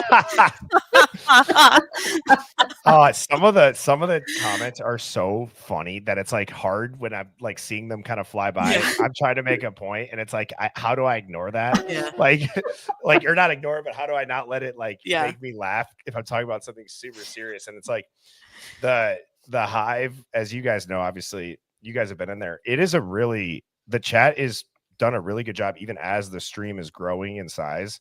Like we have, a few hundred people in here every night, if not, 1,000 plus sometimes. And I don't see any trolling. It's really a good discussion platform for that. And then when people throw in that shit that's hilarious, it makes it even better. So to the people who are, I guess, are comics in the Hive, please continue to do that because I enjoy those. This case, it is so frustrating that this is where we're still at. Yeah, exactly. I don't know if you guys saw that show. I think it was called The Collective Minds. It was a show it was crowdsourcing, where they would use people at different points in time in different areas, and they would collectively combine their evidence, and all of a sudden, here's your truth laid out for you. It didn't last very long. Interesting. But it was phenomenal because it used the concept of everybody has a different access point to information and a different opinion. And once they put it all out on the table, I've told people, what you have in front of you, send it to the attorney's office. Send it to the attorney, because if this guy did it, then at least you helped. Now, if he didn't do it, then at least you helped. I think we should do a stream trying to prove Kohberger's guilt. I've been wanting to do that. It's really hard to go in and go down that route because it's hard to find stuff that's not the four same talking points that are very narrative based. Like when you search his name, to your point, Mamatata, is like, you don't see anything that's outside of a very simply like thought out narrative on why he should be guilty. And I was just going to say something else about, so we have a Discord now too. You had just talked about the Collective Minds. I think if Dawn or Mrs. Birdie, if you're watching this and in the Hive right now, I think it'd be cool. You know how people say like it's disrespectful to talk about these cases and blah, blah, blah. Like, if you say, oh, it might be a psyop or it might be WITSEC or it might be a ritual, people lose their shit. And sometimes I think like, well, what I think is disrespectful is probably the cases that didn't get enough attention that could have been easily solved if stuff was looked into. And so I've always thought like one of the goals that I have, and I think the Hive would be down to do this, but like in the Discord, like what if we picked like a local case that maybe it's resources, maybe it's just not getting the attention that if it did, it could get solved. I mean, I feel like there's a lot of justice out there probably hanging right there as low-hanging fruit. And I'm sure, Kristen, you've seen those examples, but these are not outlier. Well, this is an outlier just because of the, I mean, we can all agree, like, this is not a normal case, but like, I think that's what really drove me to dig into these cases, is that I realized from when I was practicing that like, this is happening all over the country. A lot of times in small towns, and a lot of times people don't have the resources like Karen Reed, for instance, did. And I know people donated to her, but like she funded a lot of it herself. And so all those people that don't get the publicity and don't have the resources, you never hear about those. And those are the ones that, they need as much help as these larger high profile cases. I mean, I've said this and I've gotten flack for it. Obviously, Karen Reed, what has come out in the two trials is very obvious, like corruption. But I remember watching her first couple of interviews. Initially, she kind of seemed like it did seem like, oh shit, maybe she did hit him, right, and she said it, and whatever it is, like, and then it just goes to show having people like, what was it, Turtle Boy, right? That kind of broke that open. Look at, and it's so interesting. Why is it done in that case? Why is it done in the Gabby Petito case? Why is it done in those? But then that same crowd that tunes into these types of shows, that tunes into Karen Reed, it's like, what is it? I don't even think it's a male female thing. I think it's really just because of the narrative in the news. Mm-hmm. It's how long they keep it out there. Yeah.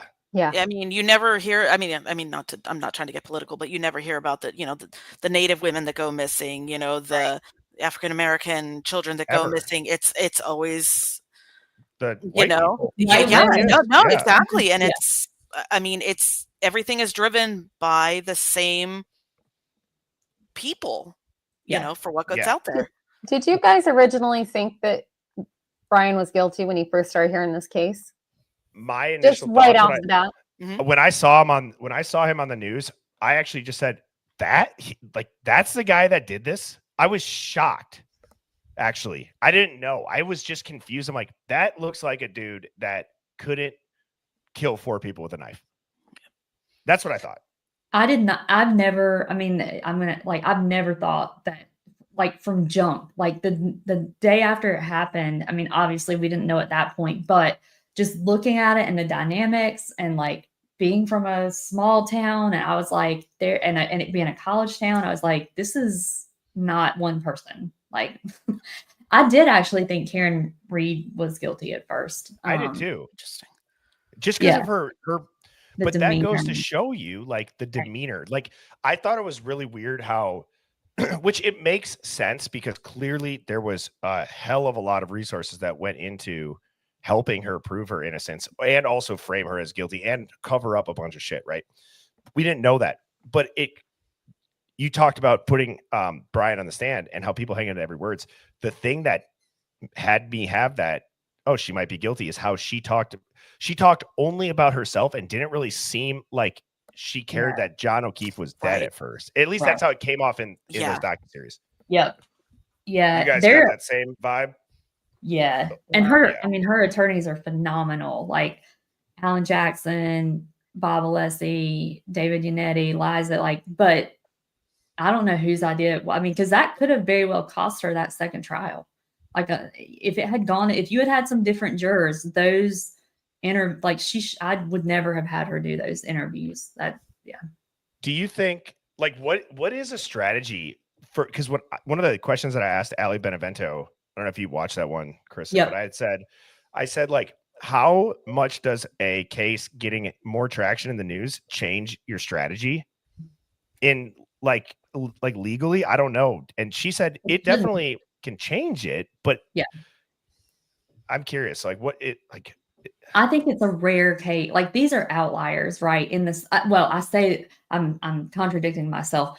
They're outlier. These cases like Karen Reed, Delphi, that's where you do want to crowdsource, right? And so, but it's unusual for her attorneys to do what they did. Like, that's a once in a lifetime. You're not going to have a Turtle Boy and the Free Karen Reed movement and all of that. It shouldn't change your strategy at all. I mean, quite honestly, you really shouldn't be playing to you saw that a little bit in Murdaugh in South Carolina, that where Dick Harpootlian is a politician. And so he was kind of in this, and they used it, and then they used the clerk of court drama and all of that. But in an ordinary, it's never influenced any of my cases. And granted, I didn't have, any high, but it shouldn't really, and I agree with her, it shouldn't really impact your strategy.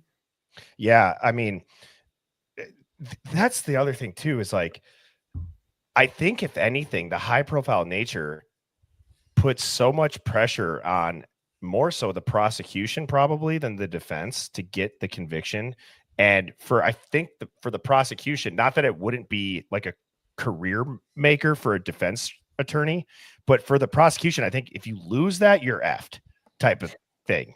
Yeah. Why did Hank Brennan agree to take this case? He was a successful defense attorney. He had no real, I cannot for the life of me figure out. And at least in my opinion, he lost a lot of professional respect because of the way he tried the case. So yeah, it's so interesting, but no matter how they look at this case with Brian, the prosecution is going to blame something. They're going to say, I think that part of the leaks are because that's their out. If they lose it, is too much information got out. Too many people formed an opinion beforehand. But if they win it, then they're going to say it's because the jurors knew how to look at all of the evidence with no blind eye. It's no matter how they spin it, they're going to be able to use all these leaks. Could you imagine if Brian is fully exonerated, the defamation lawsuits that man is going to walk away with, probably. God bless. I hope so. I mean, and the story, if Brian gets away with it, do you guys see him dropping off the face of the earth? I don't know how you could, right? But, or do you think he would write a book? Could you see him? I mean, what do you guys think? I can see him. That woman that's obsessed with him. Remember that? There you go, the one in the back. Oh my God, popping pills in the courtroom or whatever it is. Yeah. Like the Ted Bundy argument too. He could have killed that girlfriend that he was at Walmart with too. Like if he really wanted to. Like, or like you see Dylan from 3 feet away, you just unalive 4 people and you're not going to take her. Get out of here. You're crazy. What I wonder sometimes is, because I always go back to those deaths that were in the listing, because it was a couple of girls and a guy. There was a child years before in Osoton, and then there's a lady riding her bike between Moscow and Genesee. And so I always go back to it and I think, what if they never caught the guy? They had suspicions of who they thought it could be. What if this is connected to that too? And that's the part that scares me is, let's say he did do it and they have leaked so much information. It has totally effed up this case. It's not winnable. And he walks free. That scares the shit out of me. No matter what, this case is terrifying because we have family there. We have kids that go to college. We have friends. We've got grandmas and grandpas. And obviously we're not a safe, small area by any means. We have, as we talked about, we've got drugs, we've got cartel, we've got the Aryan Brotherhood, we've got so much going on that I hope Brian, if he is innocent, I hope he writes a book to show what they overlooked and what they weren't listening to, so we know more. I hope he writes a book too. I hope he does too. And I think it's a brilliant strategy that he stayed completely silent. Absolutely. Oh, there's a reason, just FYI, and y'all may know this, but a lot of people bring up why he didn't plead not guilty. Yeah, I've been wondering this. Mm-hmm. Yeah. So I think it is because I don't know if this is a function of, and I'm obviously not barred in Idaho, but I think that from everything I can tell, they wanted to challenge the actual indictment. And it was, I think Ann Taylor advised him to not speak. And to not, because I mean, normally you would plead not guilty yourself, but I think he was basically trying to completely, she planned on challenging the indictment itself. So when you say that, what does that mean in like a layman's term? Like, so if you remember, there was, I think in Idaho, and I don't know, Mama, to tell me if you know about this, but like you can have, and it's like this in other states too, but like you can do the indictment, but you can also have the preliminary hearing. Well, when they figured out that I think Bethany wasn't going to there was something about Bethany testifying, and the prosecution realized, we need to go have a grand jury indictment instead. There was just something weird about, they switched it up. They did this indictment, and then I'll have to go back and look at the motion, but I think that's why she didn't have him plead himself, because if he did, he's acknowledging that there was even an indictment that he could respond to. Oh, I see. That's my understanding too. Smart. Yeah. But when Bethany wasn't going to go, so she did agree, strangely enough. And if you survived the brutal killings, wouldn't you want the person behind bars? So she did agree to meet with his attorneys, and they had to come to Nevada to meet with her. Yes. My thought, if you go into the Reddit post and you start seeing, my thought is that she agreed to meet with them because she has evidence on a flash drive. That's been some of the rumors on Reddit. Yep. Like film footage, or just would the flash drive prove the motive is the argument? The flash drive would prove who and why and what and where the money was being moved, and that it did have to do with drugs. And so I've been doing deep dives back into old Reddit posts and trying to find the stuff that I deleted years ago. And a lot of the stuff is starting to resurface, but Reddit is a place that you can get a lot of information off of that was deleted off of 4chan. Very interesting. But yeah, supposedly she has a flash drive. Yeah. Well, I think that was an awesome first Hive Mind Roundtable. I hope you three enjoyed it. I loved Shelley, it. Kristen, Very and nice. Mama Tata. Thank You guys for were having us. Thank you for having us. yeah, you guys are just really, I appreciate you guys being willing to come on here and commit, a couple hours. The audio is great. Everyone's on camera. The fact that, people like yourselves are tuning in and in the hive, like I said, is why I wanted to start this. So I'm going to do this once a month. I think obviously this time it's like the 22nd, but I want to maybe get to something where it's like, a memorable type, like, is it the last Sunday of each month? Something like that, maybe for a date. And then also, as I told you guys backstage, if you guys are regularly tuning in, Tuesday evening is going to be a stream that you guys aren't going to want to miss. I kind of was teasing it in the comments when I had to pre-record it before I went out of town for a work trip, but Brian Koberger's friend William has agreed to come onto the stream on Tuesday evening. So to say that is one that you're going to want to see, or if you're a part of the replay crew, make sure that is one that you tune in for.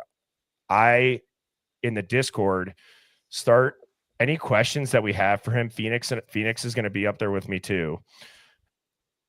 I mean, we could have 1,000 questions for this guy. I really like to have the questions kind of flow from like a background. What did he think when he first saw him get arrested? How did he know Brian? Like, what interactions, like very basic ones. But then I'd love to just, get his thoughts if he would speculate at all. I know.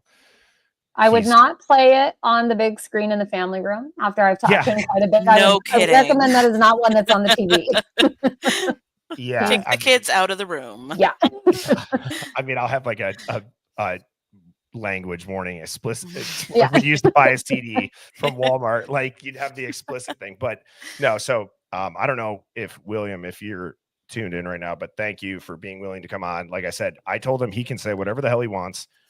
There's not a lot of trolls. I told him there's not going to be any censoring from me. You tell me what you want me to have prepared for visuals, if you have any, and I'm just going to let him talk. So I think it's important. And I think, to his point, it's about time that somebody stands up for this kid. If this does not match his character and his morals. So I feel honored to be having him on. And like I said, that's going to be Tuesday evening.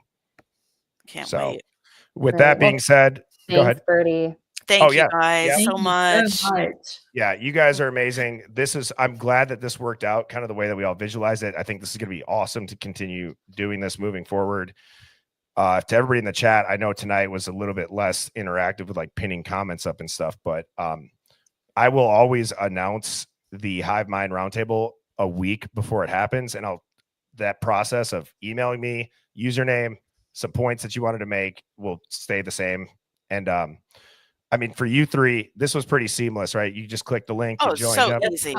Way easier than I expected. Me too. Me too. So even if you're not super technical, it's not hard to do. And I don't care if you show your camera. I think it's obviously a better viewing experience. Everybody does. But yeah. So with that being said, thank you three again. Thank you to everybody in the hive. Shout out to the mods. And I hope everybody has a great night and you get some good sleep and you go into the work week strong. So I will see you all tomorrow night at 7 p.m. Weekend. You nice betcha. You too. Yep. Thanks, guys. Yep. Thank you. Bye. Cheers. Birds flying high, you know how I feel. Sun in the sky, you know how I feel. Breeze drifting on by, you know how I feel. It's a new dawn, it's a new day, it's a new life.